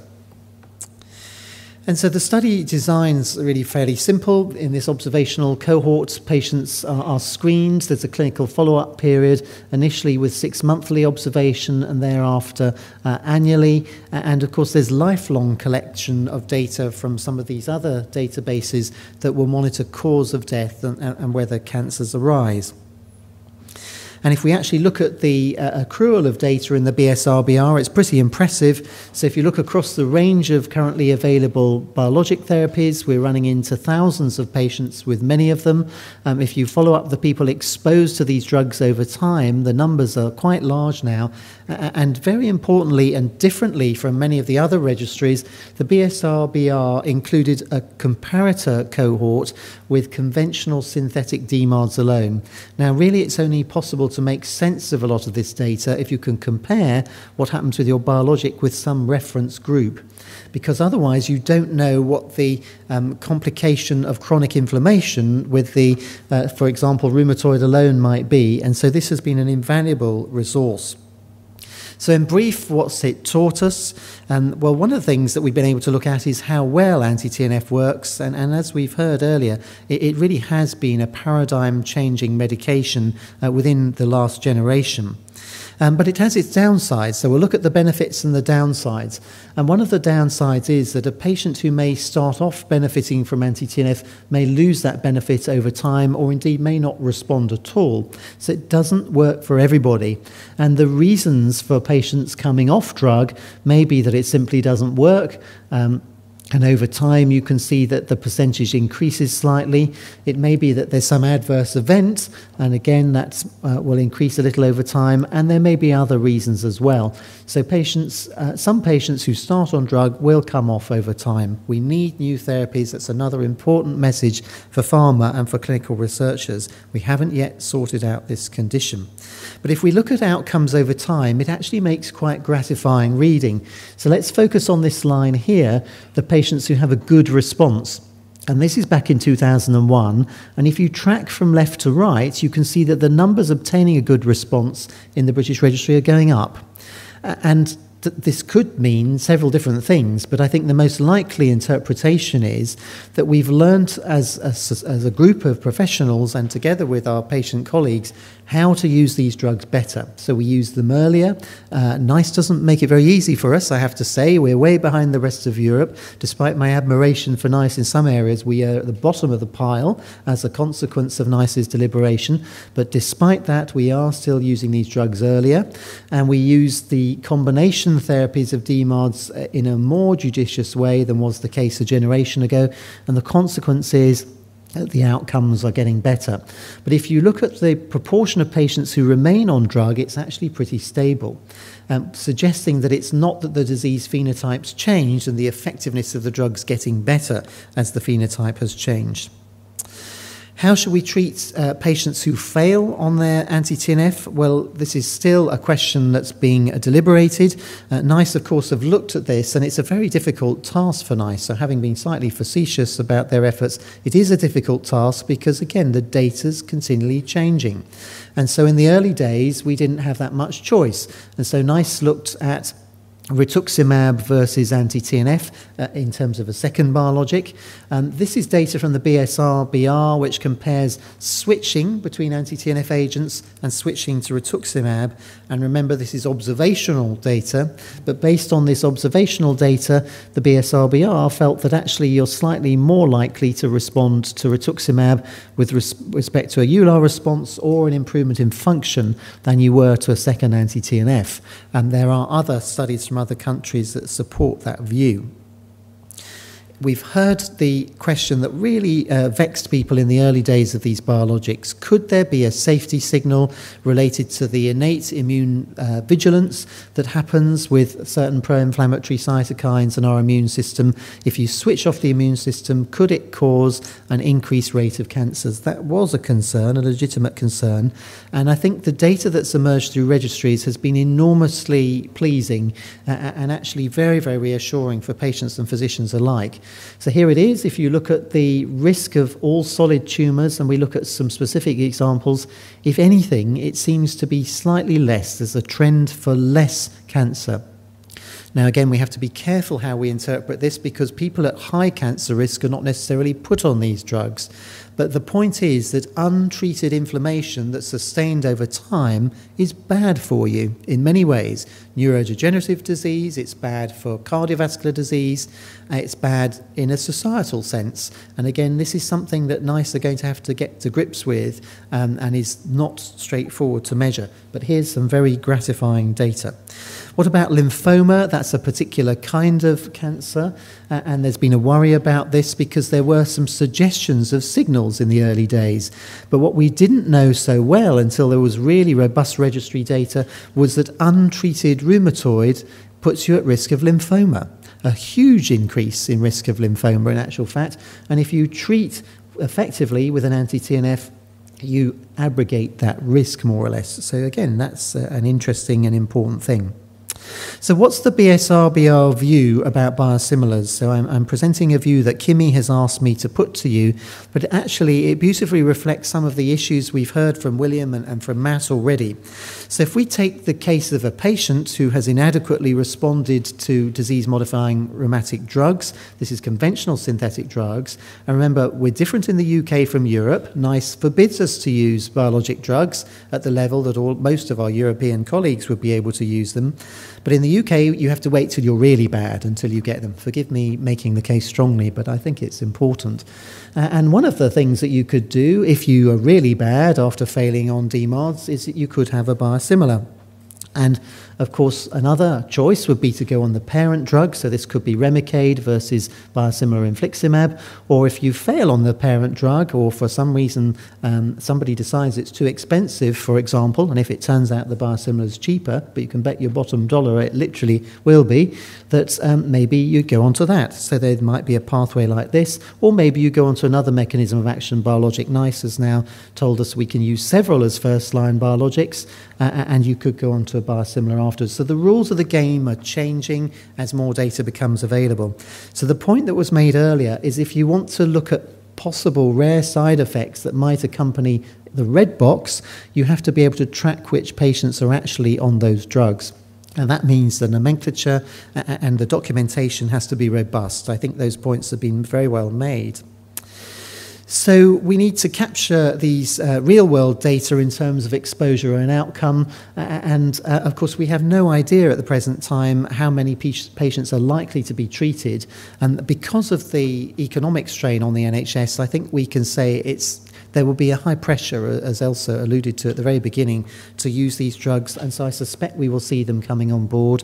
For those of you who followed the latest EULAR, that's the European Guidelines for Management of Rheumatoid, published just last month, they're already really positively encouraging use of these drugs.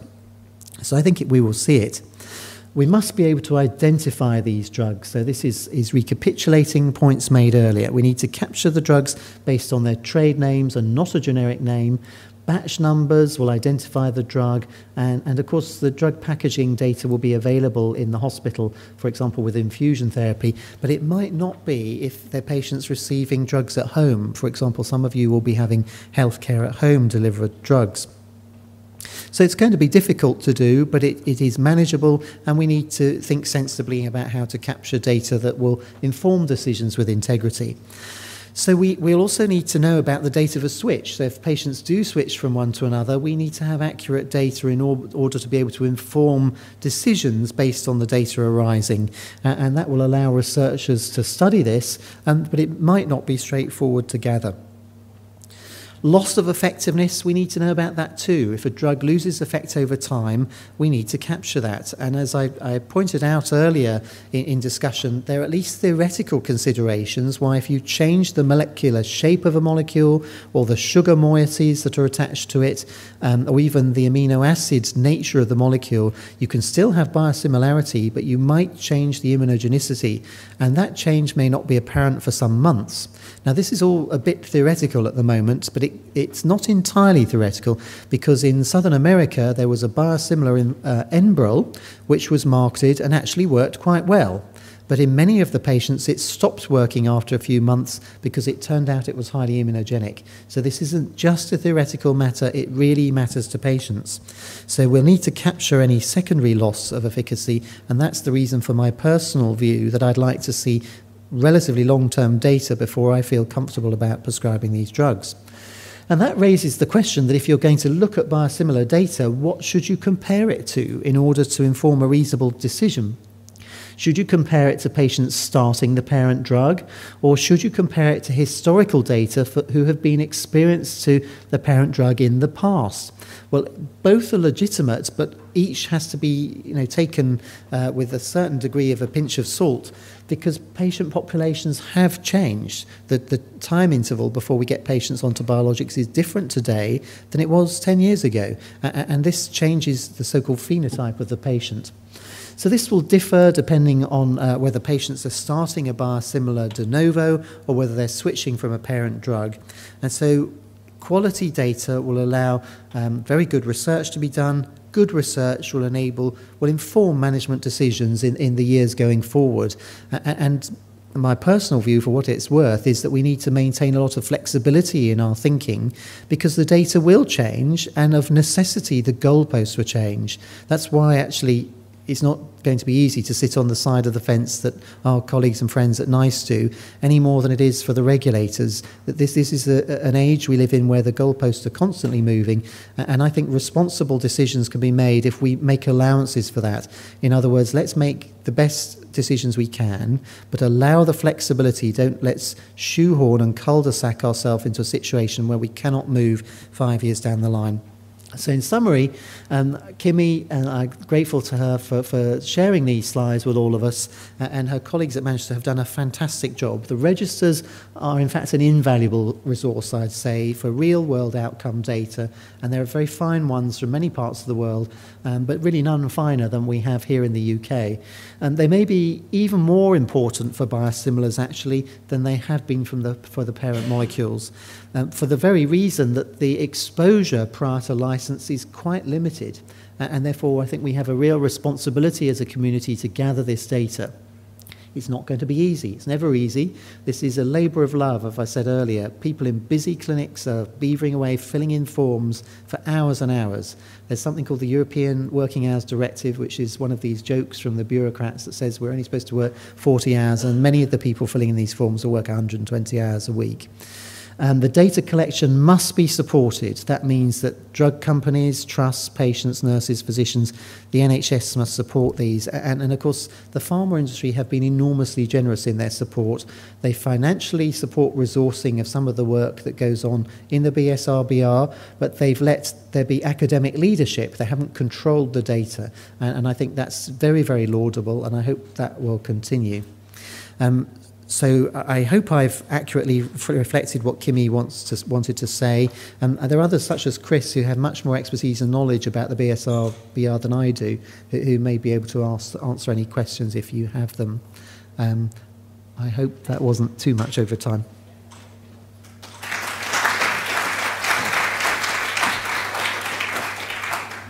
If I could ask Matt and Elsa to join the panel now.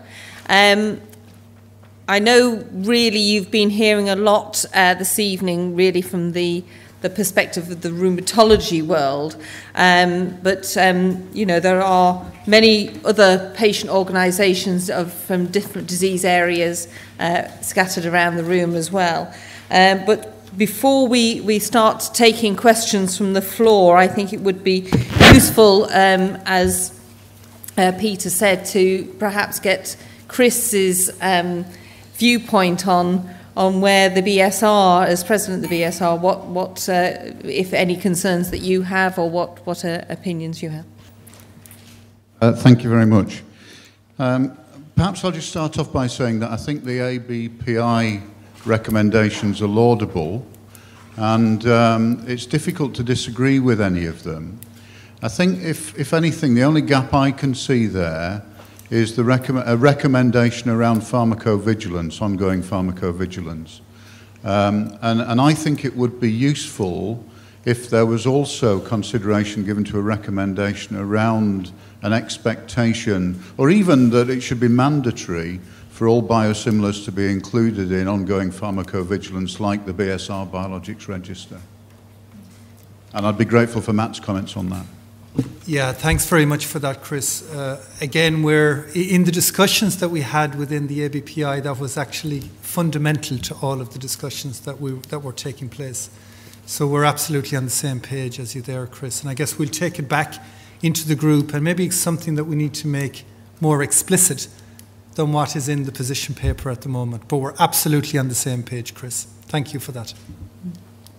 And also, if I could call on Paul Crisp we've heard a lot discussed about NICE this evening, and perhaps if you've got some views you'd like to share with us now as well, or any questions for the panel. Yeah, thank you. Thanks for the comments as well, Peter.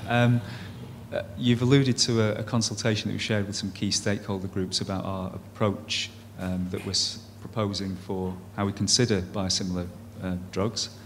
The point about not sitting on the fence is well taken.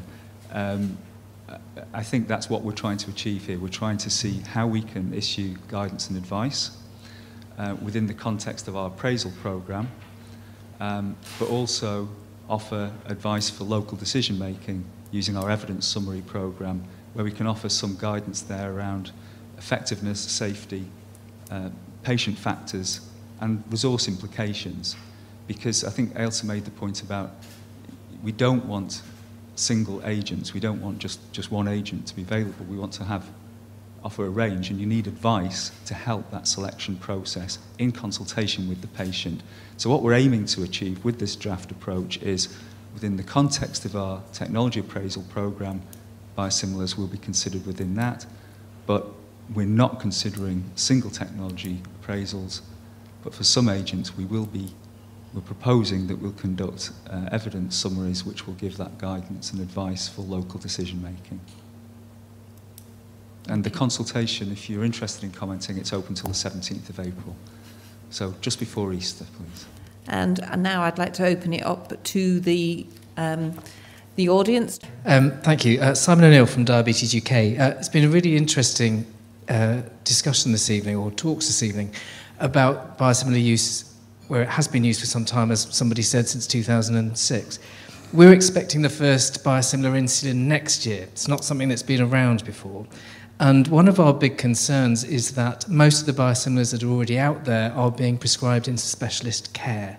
Now, unfortunately, or fortunately, depending on how you want to look at it, for the last many years, insulin is being initiated in primary care, often with people with type 2 diabetes who are not seeing a specialist at all, often with, say, a once-daily insulin, and the first biosimilar is likely to be the biggest selling once-daily insulin there is.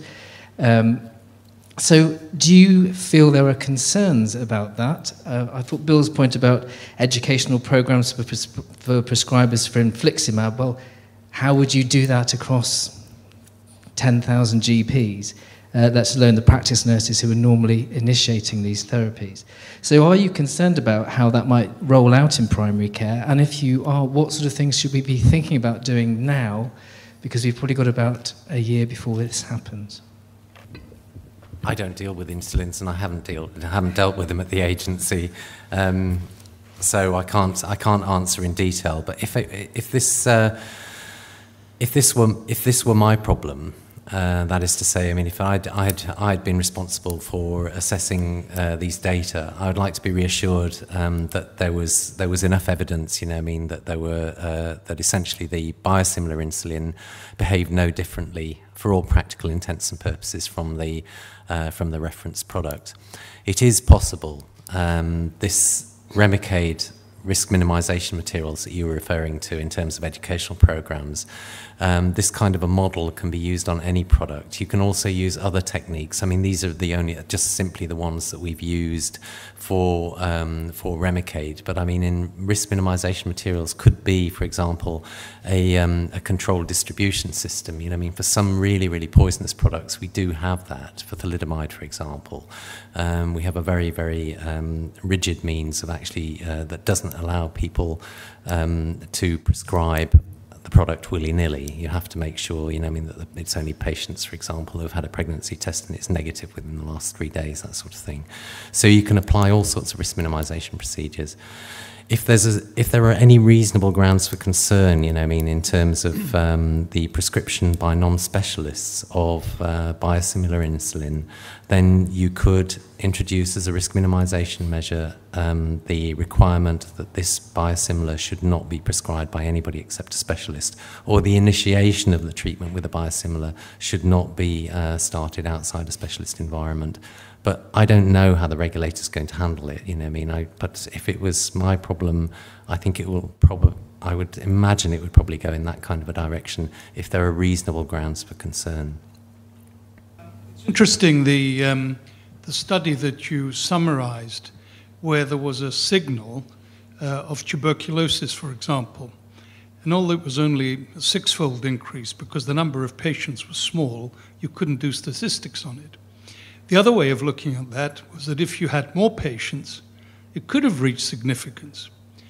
So as a clinician, the way I would have approached it would be to say, go away, chum, and do 1,000 patients. That's the way I would have done it. But you didn't tell them that. You said to them, there's a signal, do some kind of post-marketing surveillance. You didn't tell them that you have to have all the patients on this drug on some kind of registry. You didn't tell them that. You didn't demand it. At least I may have missed it. But you also tell them you can use it on any other indication for infliximab. In other words, you gave them carte blanche. So my question to you is this. Why do you give a drug which has got a signal, carte blanche to be used in all other indications without doing a trial in these other indications? I don't think that's very wise. I can't account for, or at least take responsibility for CHMP's decision, although I fully sympathise with it. Simply on a scientific level, there's a greater likelihood that the signal that we observed for TB in clinical trials with biosimilar infliximab came about by chance. To assume that it didn't come about by chance wouldn't really be appropriate. It would be entirely inappropriate to insist on every single patient who receives biosimilar infliximab throughout the European Union to be entered into a treatment register. I don't think that would actually be feasible. You only need to get a large enough sample. What we've done is, or at least what the CHMP has done, is the most responsible thing under the circumstances, given the strength of the signal and the data that are available, and that is to do an appropriate study, or at least oblige the company to conduct an appropriate study in order to investigate whether the signal that we believe has come about by chance has in fact come about by chance. We're not dealing with in the case of tuberculosis. If we're all aware of the fact, and rheumatologists are when they prescribe these things, if we have a high index of suspicion about the product in the first instance, we see no reason to not to believe, that kind of a strategy would give us the appropriate answer. And as far as the extrapolation of the indications is concerned, that's a completely separate issue. It's not, the extrapolation of the indications was done by CHMP on the basis of the likelihood of there being any reasonable grounds to object to, or at least to assume that there should be any difference in the behaviour of infliximab in those other indications. But again, from a safety point of view, it was something that was brought up in the risk minimisation and the risk management plan, the review of the risk management plan, that we felt a little bit uncomfortable about the idea. The company hadn't initially proposed doing studies in any other indications, but we said that we felt very uncomfortable with the idea that this was going to be authorised in all of the indications for the reference product. And they subsequently offered, without actually us twisting their arm at all, to do studies at least in Crohn's disease, where the treatment is slightly different. It's not used in sort of the regular way that it is every sort of 4 weeks or whatever, or 8 weeks with as Remicade would be used. It's not necessarily used in association with methotrexate, which is the recommended way for using it in rheumatoid disease if the patient doesn't have any contraindications for taking methotrexate. It's used sporadically in inflammatory bowel disease. Sorry, Bill, they're all coming in your direction at the moment. You mentioned that there are a lot of biosimilars that are already out there and have been out there for a number of years. And I just wondered, because Peter mentioned that he had concerns about the durability of response. Have you noticed anything on the other drugs about durability of response? And are they the same, or are they smaller molecule drugs than the ones that we're talking about? Can they be comparable, in other words, in that sense? Biosimilar infliximab is unique in that it's the first monoclonal antibody that's been granted marketing authorization anywhere in the world. So I mean, it really is a forerunner for all other monoclonal antibodies. We know that immunogenicity is a problem anyway with the monoclonal antibodies, and particularly monoclonal antibodies that are used in rheumatoid disease. And it's not a huge jump of intellect then to suspect, that there may be problems, associated with the introduction of a biosimilar product to infliximab. And it may turn out that over the long term, and we have quite long-term data. 54 weeks isn't a short-term data, but we have also taken on board the need to study over a longer period. By extrapolating the experience from other biosimilars, they're smaller molecules, there's no question about it. Somatotropin is much smaller than a monoclonal antibody. But in terms of their immunogenicity, particularly if you look at the apoetins, we have a large problem with immunogenicity with erythropoietin. It's if you develop neutralizing antibodies to erythropoietin, it has a massive impact on the patient's life. It can even impact the likelihood of them getting a successful renal transplant. So it is a huge problem, but the problem didn't arise with biosimilars. There's only it arose with the originator product that neutralizing antibodies caused the problem of pure red cell aplasia and total inactivity of any kind of erythropoietin and cross-reactivity and so forth. I think. From a regulator's point of view, regulations follow science. There's only a limited amount of, we don't stand in the way, or I'm talking about we, I'm not a regulator anymore, but the regulator doesn't stand in the way of progress. That's not the regulator's job. It's to allow, to make reasonable assumptions based on what is scientifically possible to examine, and where appropriate to verify whether those assumptions are correct. And I think at least for infliximab, and certainly for all of the other biosimilars that we do have some experience and positive experience for, I think we're generally going in the right direction. I don't really feel, for example, that the difference between biosimilar infliximab and the reference product is as great as the difference that you might expect between infliximab and adalimumab, in terms of efficacy and safety. It's got more of a flavour to it that if you were to change the manufacturing process of the originator product, say infliximab, or say, for the sake of argument, let's say etanercept, if you were to try and improve the yield of your product by doubling the seeding density, in your bioreactors, and then say, claim at the end of it that you were producing the same product, the likelihood is that it's not going to be exactly the same, but we haven't in the past insisted on rigorous clinical trials in all indications in order to ensure that that kind of a change in manufacturing process of a branded product, would lead to problems at a later date. We make a number of reasonable assumptions based on science, and then check. Okay, thank you. I have a general question, actually, to put to the panel. Probably Matt might be able to. Will there be a limit to how many companies, say, within the UK will be able to manufacture biosimilars? Yeah, it's a good question. I think it's reasonable to assume that because of the capital outlay that's required in terms of building the infrastructure, in terms of the clinical program that you have to run, even though it's abbreviated, there is still a cost associated with it.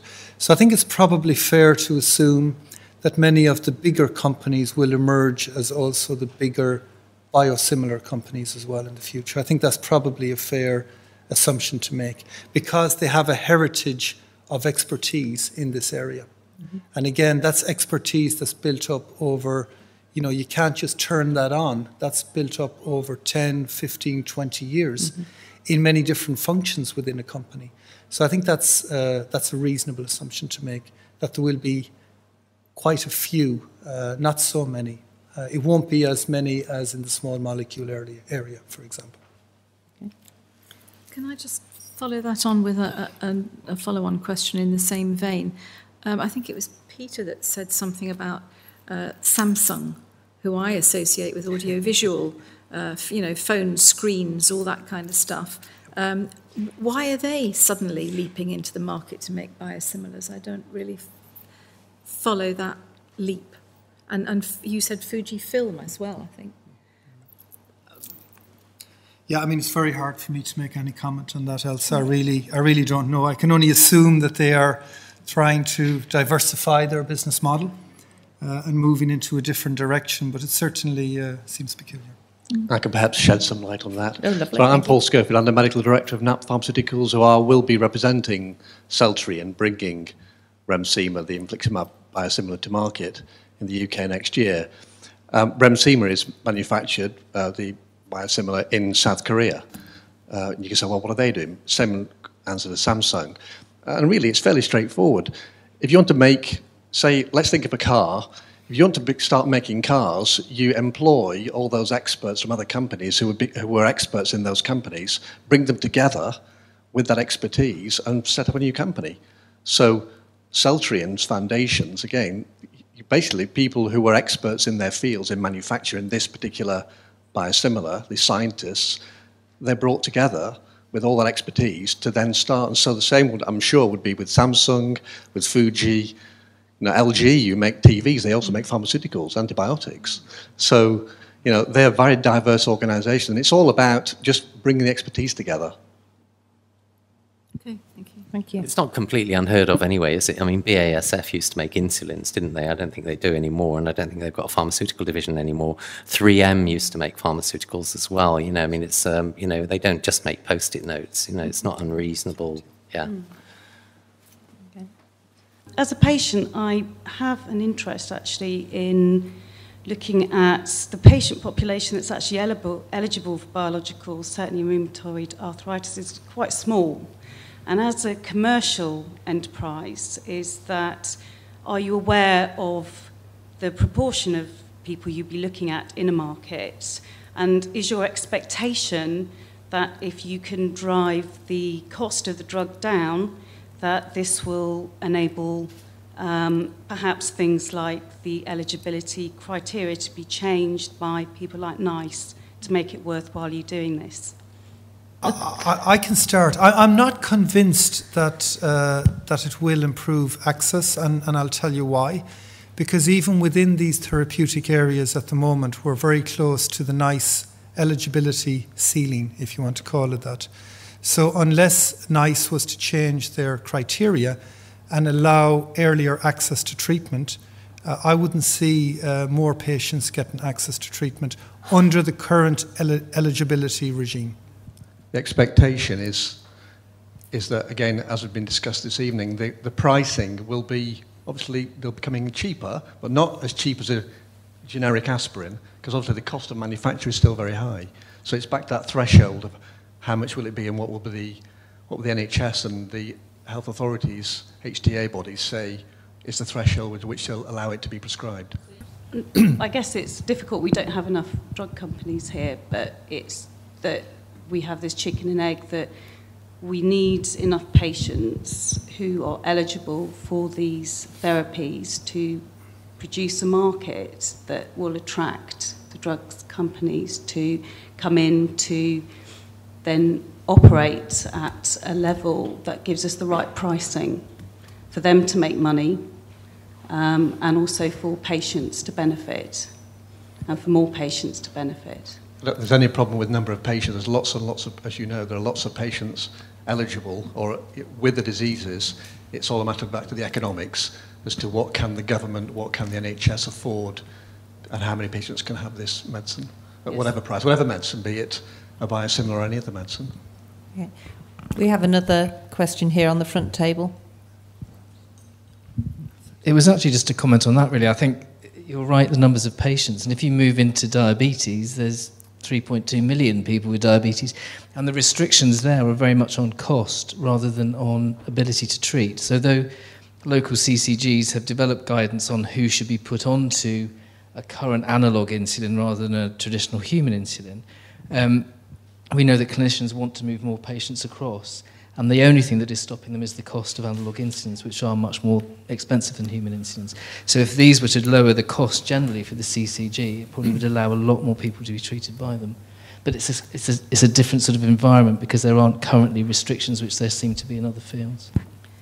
Claire, can I just come in there as well? I mean, we are hoping that with the we've got an ongoing MTA review of all the NICE biologics in RA, and we are hoping to make the case with NICE to lower the eligibility criteria, we and the BSR.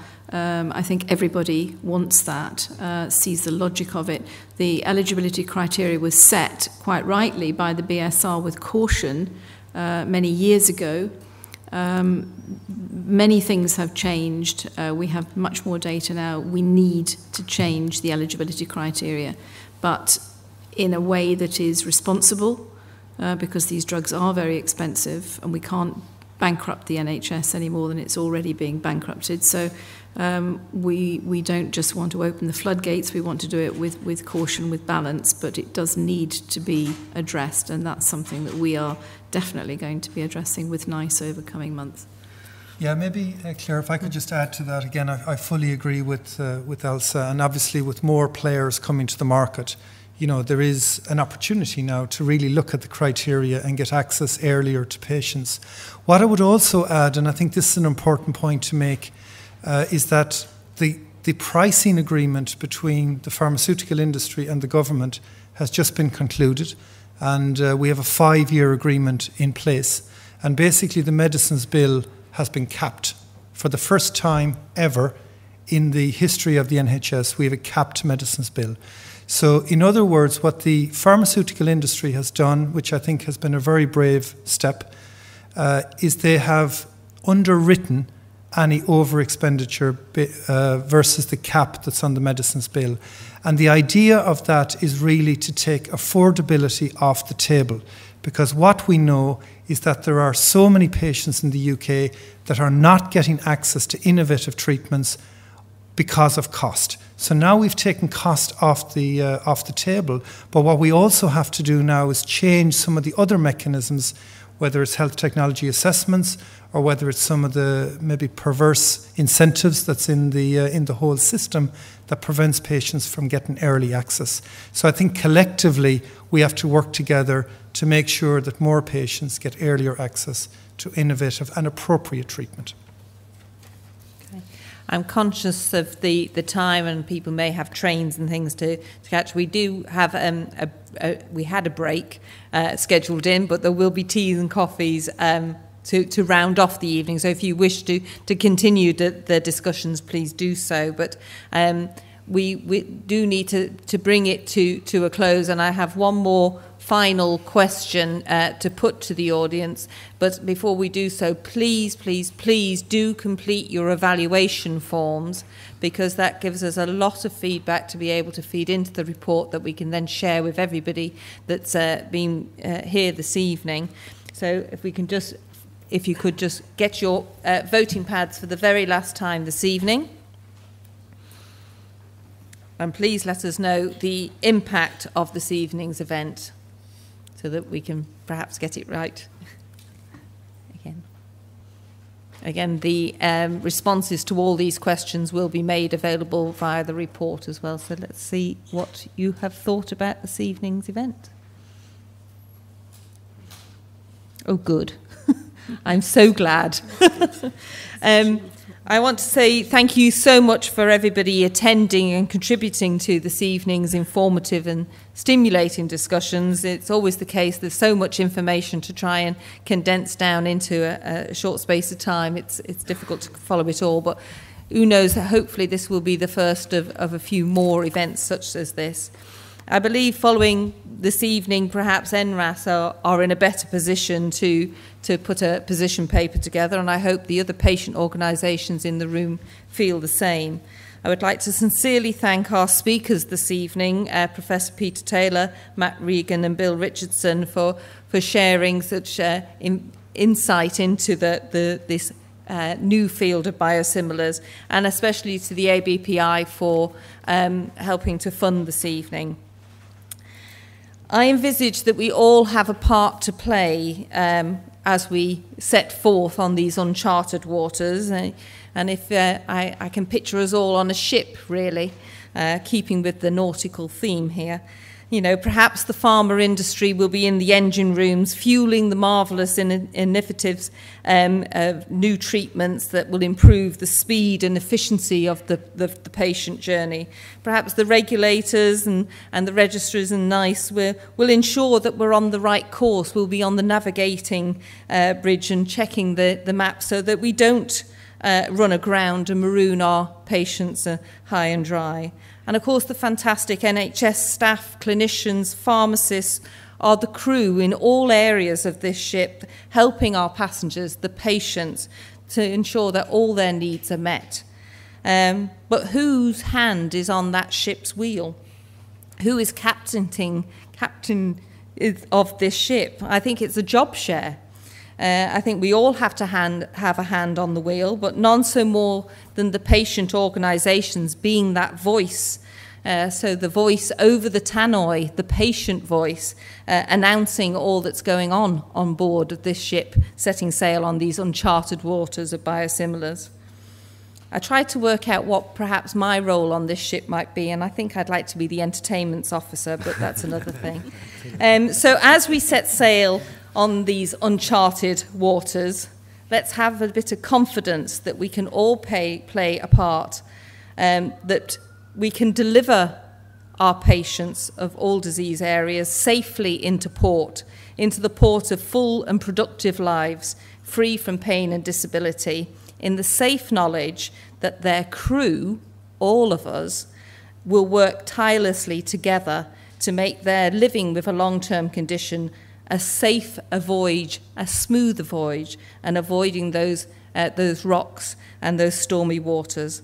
I hope you all have a safe journey home, and please do fill in the evaluation forms, but do please also have some refreshments and continue the conversations this evening. Thank you very much for coming, and thank you to our panel.